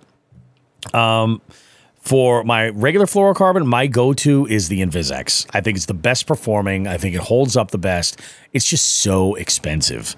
And, I use a lot of different line diameters for different stuff. So that's really where the cost gets down to. Maybe I should, kind of meet in the middle somewhere and, kind of combine those a little bit, figure out what I can do. But I'm usually buying like a 20 and then usually like a 15 or a 14, depending on what what I can find.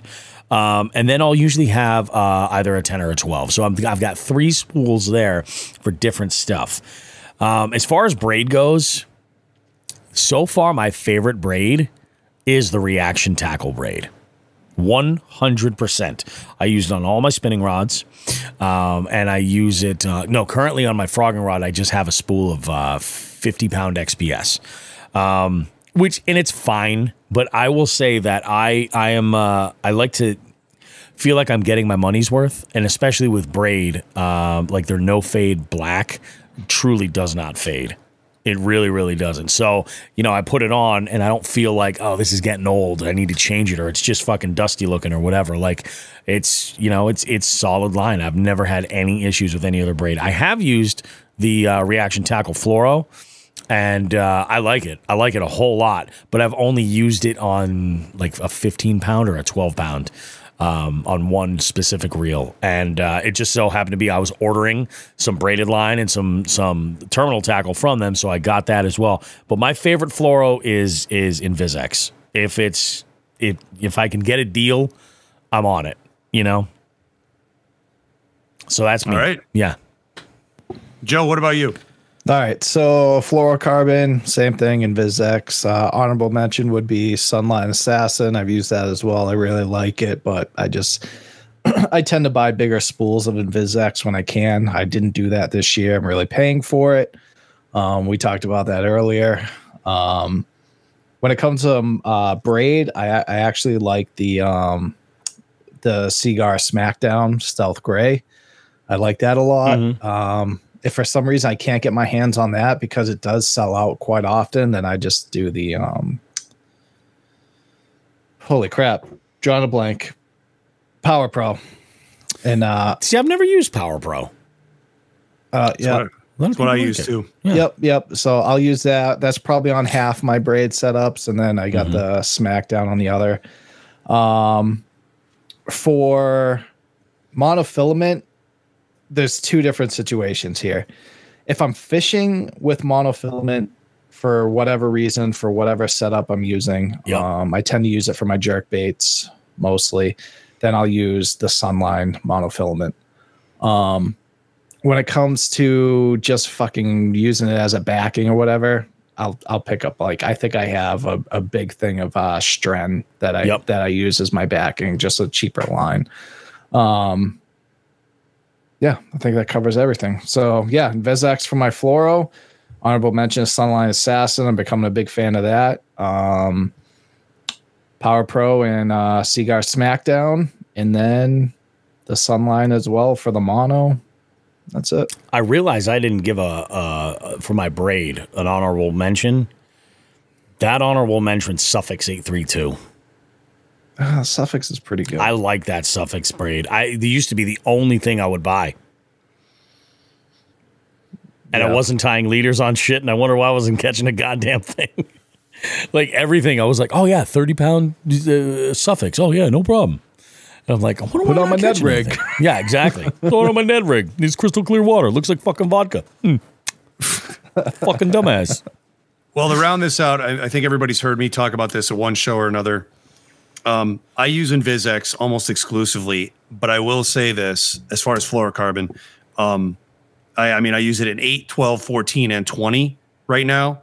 I am in the process, it was 15. The 15 has been replaced now because I couldn't get a hold of 15. I replaced it out of necessity with Bass Pro Shops XPS Fluoro. Now that it's precision wound, it's growing on me. It's about $10 less a spool. So I might be doing a switch over as long as this line continues to hold up the way it's holding. I caught all my pike on it the other day, so I can't complain about that. As far as mono goes, I tend to go with Suffix mono. Again, precision wound. Yeah. Being precision wound, whether it's mono or fluoro, is going to decrease the amount of deformities in the line. And I love that. So that means you know what you're getting. For braid, I use Power Pro. And for any sort of backing line, like if I need to spool up before the fluoro or spool up before the braid, big game, I go real cheap. That big game is so fucking cheap.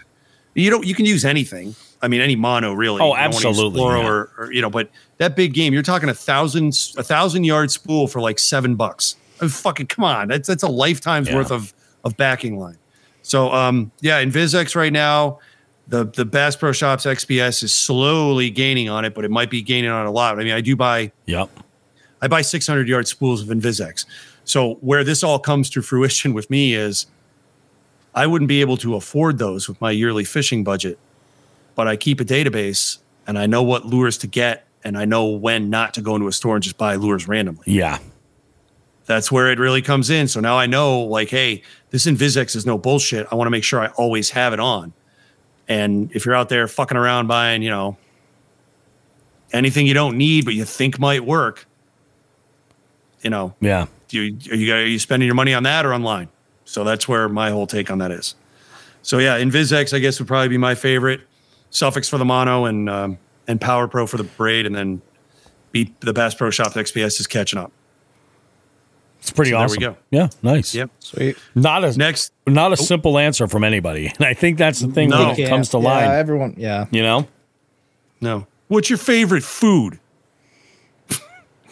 See? Same thing. Buffalo chicken. Now I'm thinking. Joe, I'm that's gross. You're fucking gross. You're an idiot. Well, How you about are. you eat like an adult and not like a 7th grader? Jesus Christ. Wash it down with some apple juice, asshole. You want a sippy cup?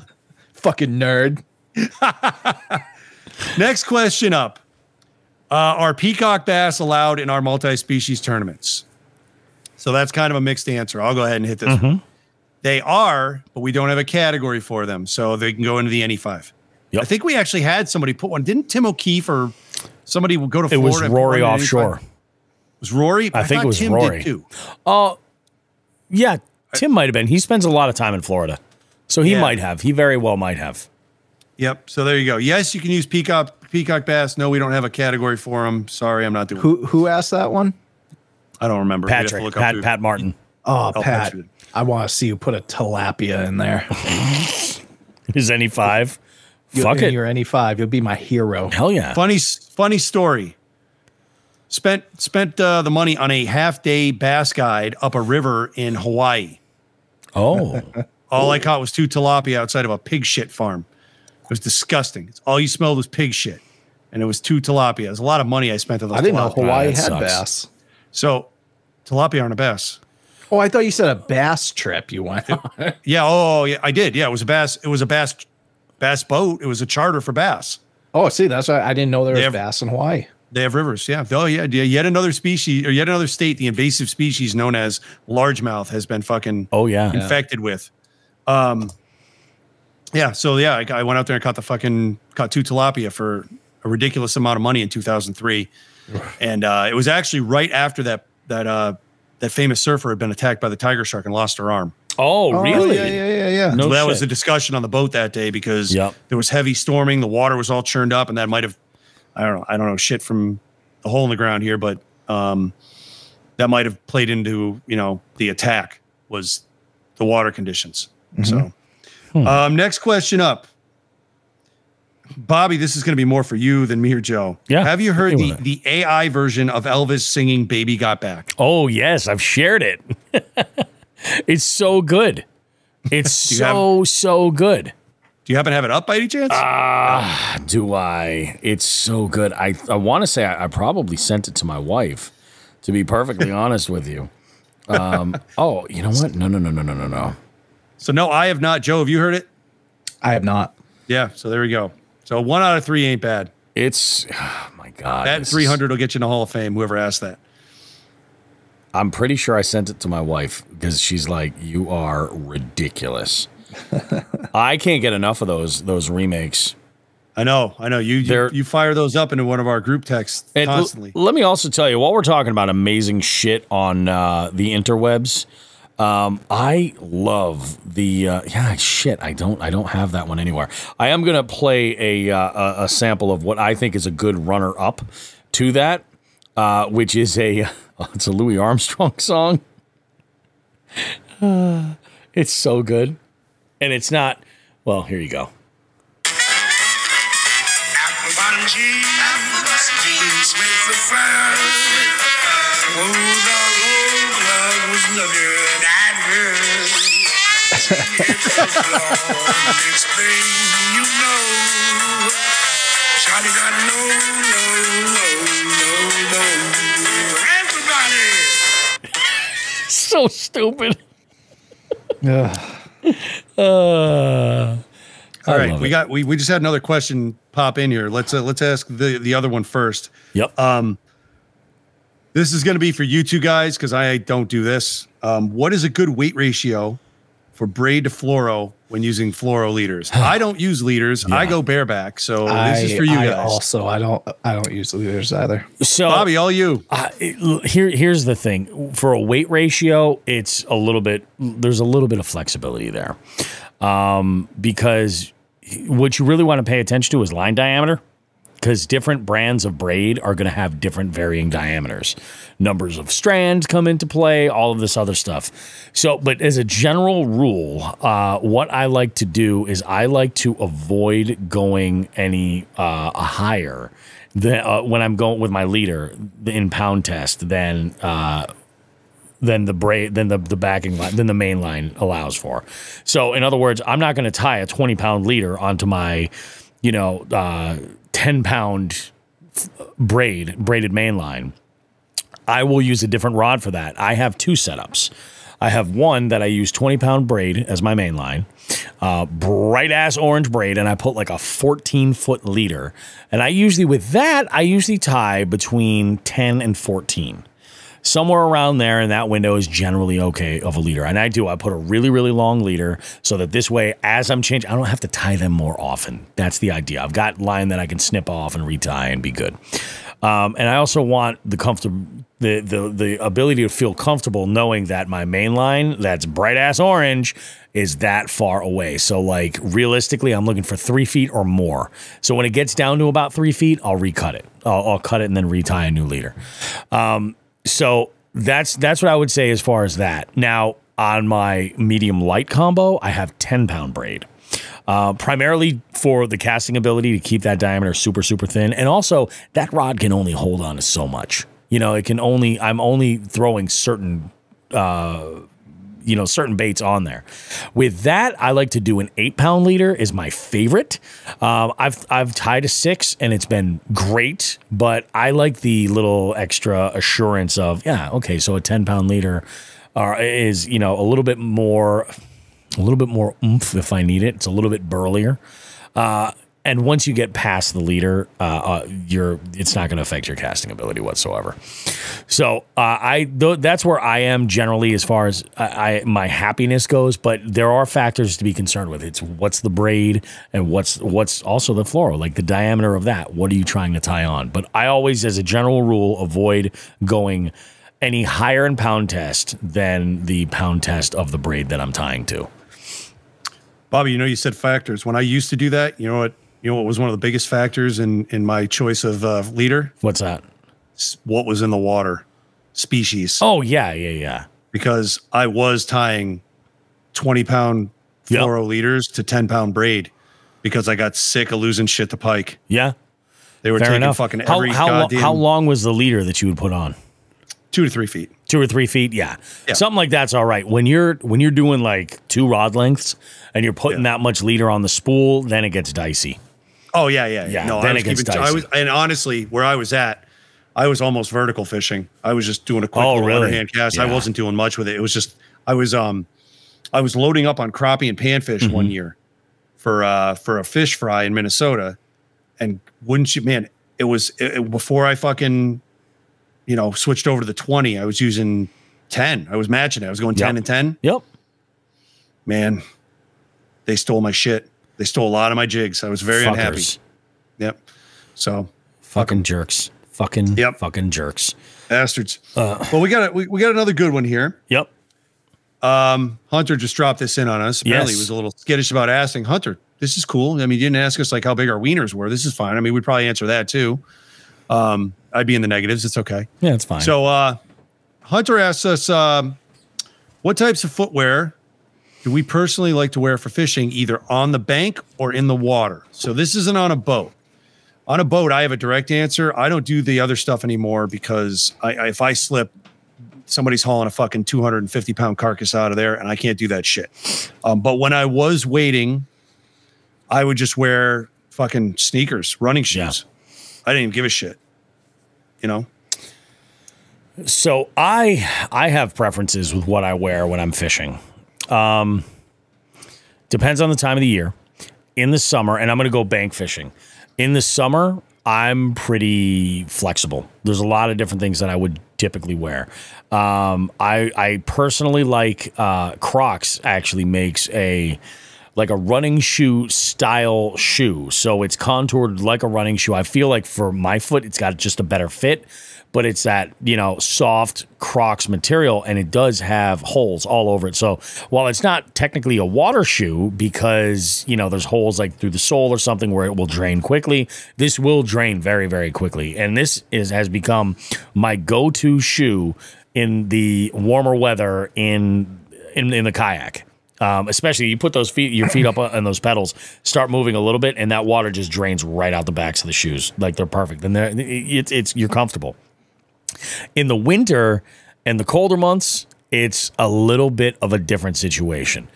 In the winter on the bank, I like to wear some type of a work boot or a hiking boot or some type of a hybrid, something that's waterproof, so that if I have to go and get right at the water's edge or something like that, I'm not going to be filling my shoes with water. That's what I'm trying to avoid. I like something that's a thermal and something with a steel toe too. And then with when I'm in the kayak and it's colder months, I actually wear hip waders. So with my boat, the way it's configured, I use the landing gear and the landing gear system from Boondocks, and it's a set of wheels that basically have a harness that will hold them in place behind my seat. So I roll the back end of my kayak in, and the way it's set up, because of the weight of the boat and everything else, I have to put the back end of the boat in, get into the water, at least up to about my knees generally, so I've got enough space to pull the wheels out of position and then reposition them for their sort of idle, time while they're just behind my seat while I'm actually out on the water.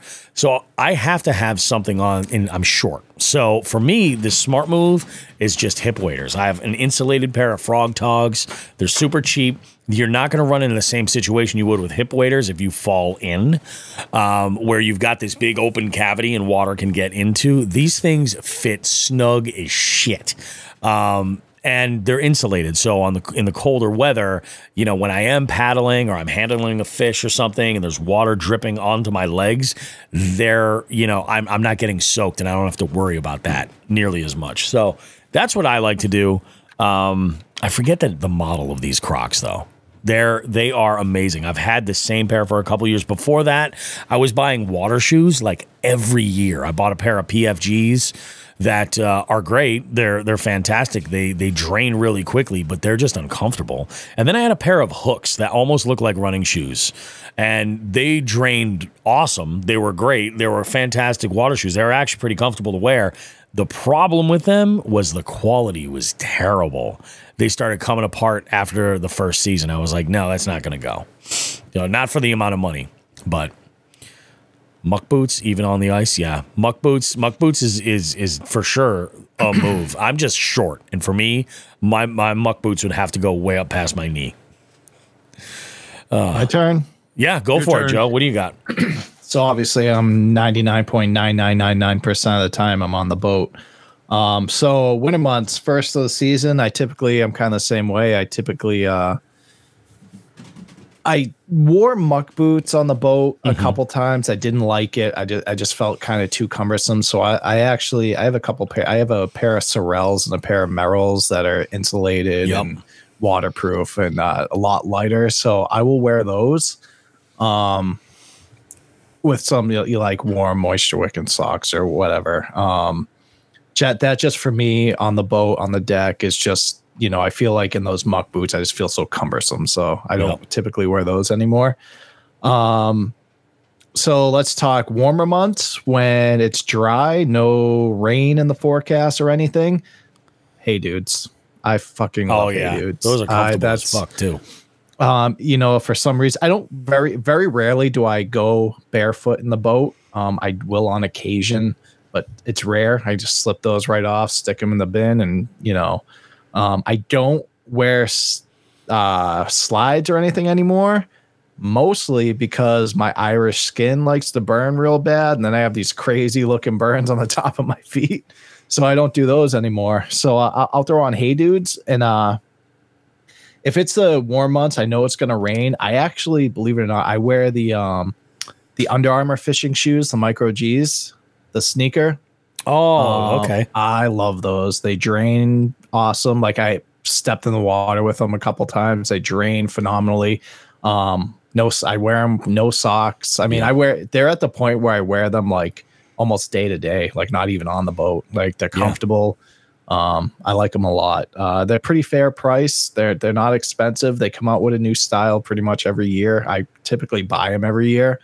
I just like them. Actually, I tried to bring it up real quick to try to give it. Yeah, it's the Under Armour Micro G. It's like Kilchis fishing shoe. Yeah, they're great. I love them. You can slide them right in. Yeah, they're great shoes. But yeah, that's what I love. What I use. Love them. Hey Dudes though. I have so many pairs of those. Oh yeah, biggest Nicka set of Hey Dudes. Yeah, they are great. Super comfortable. Yep. What about you, Sean?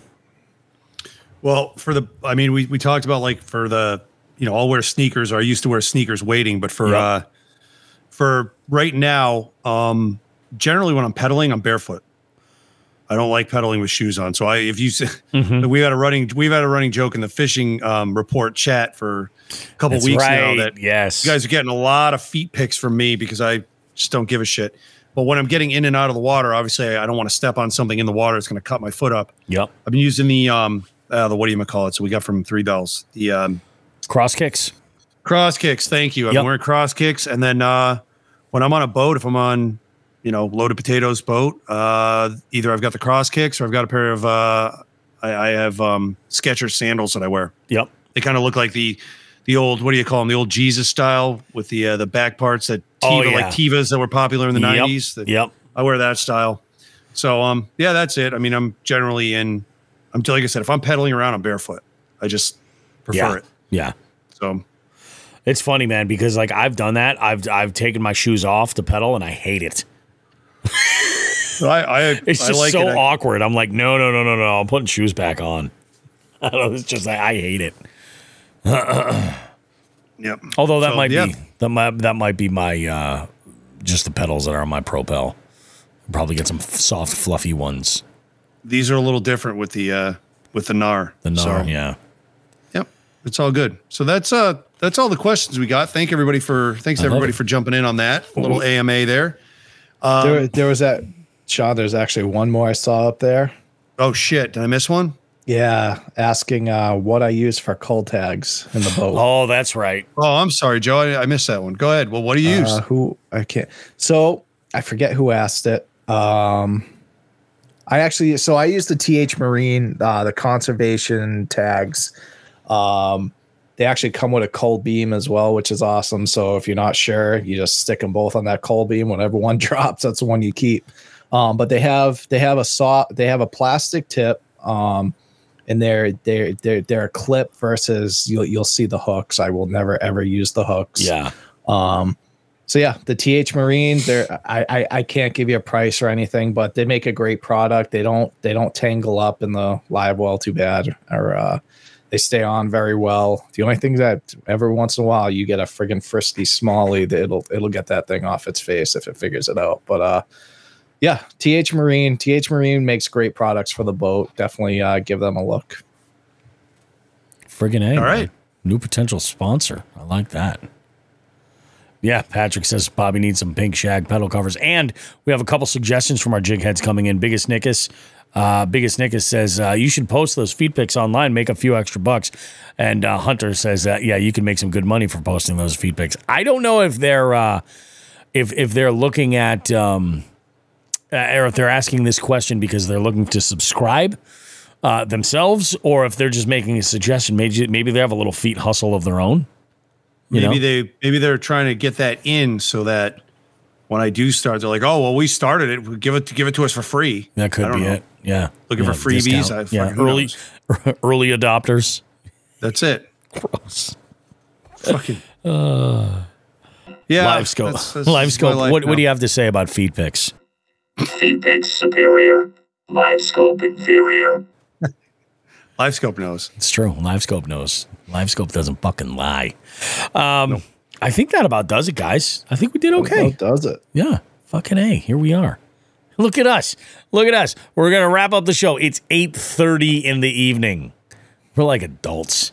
This is kind of all right. Maybe we should consider recording a little earlier on Sundays. This was smooth. It wouldn't be a bad idea. It was kind of nice. I mean, we had a good turnout from the jig heads. We had, 8 or 9 in total.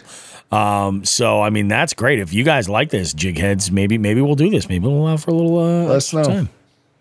We'll bang When out I some work money. Monday mornings and have to get up at 4, I like it then. That's true. That's true. Bobby, one last thing to note. Jay Basson is looking them up now. Thanks. I have not got the OnlyFans page for my feet yet, Jay. I know you're looking them up. You're gonna find other feet. If you want my feet, I'm gonna need a cent payment from Venmo or PayPal. We'll discuss that off the air. You'll get what you want. I believe Jay. Bobby and I get free accounts. I believe Jay was asking about the call tags. Yeah, Yeah, he was. that's what it was. It was Jay. He was asking about the call tags. He's looking up the call tags now. He was and I'll bet not. you that's the new. Nice. I love it. I love it. Why not both? Why not both?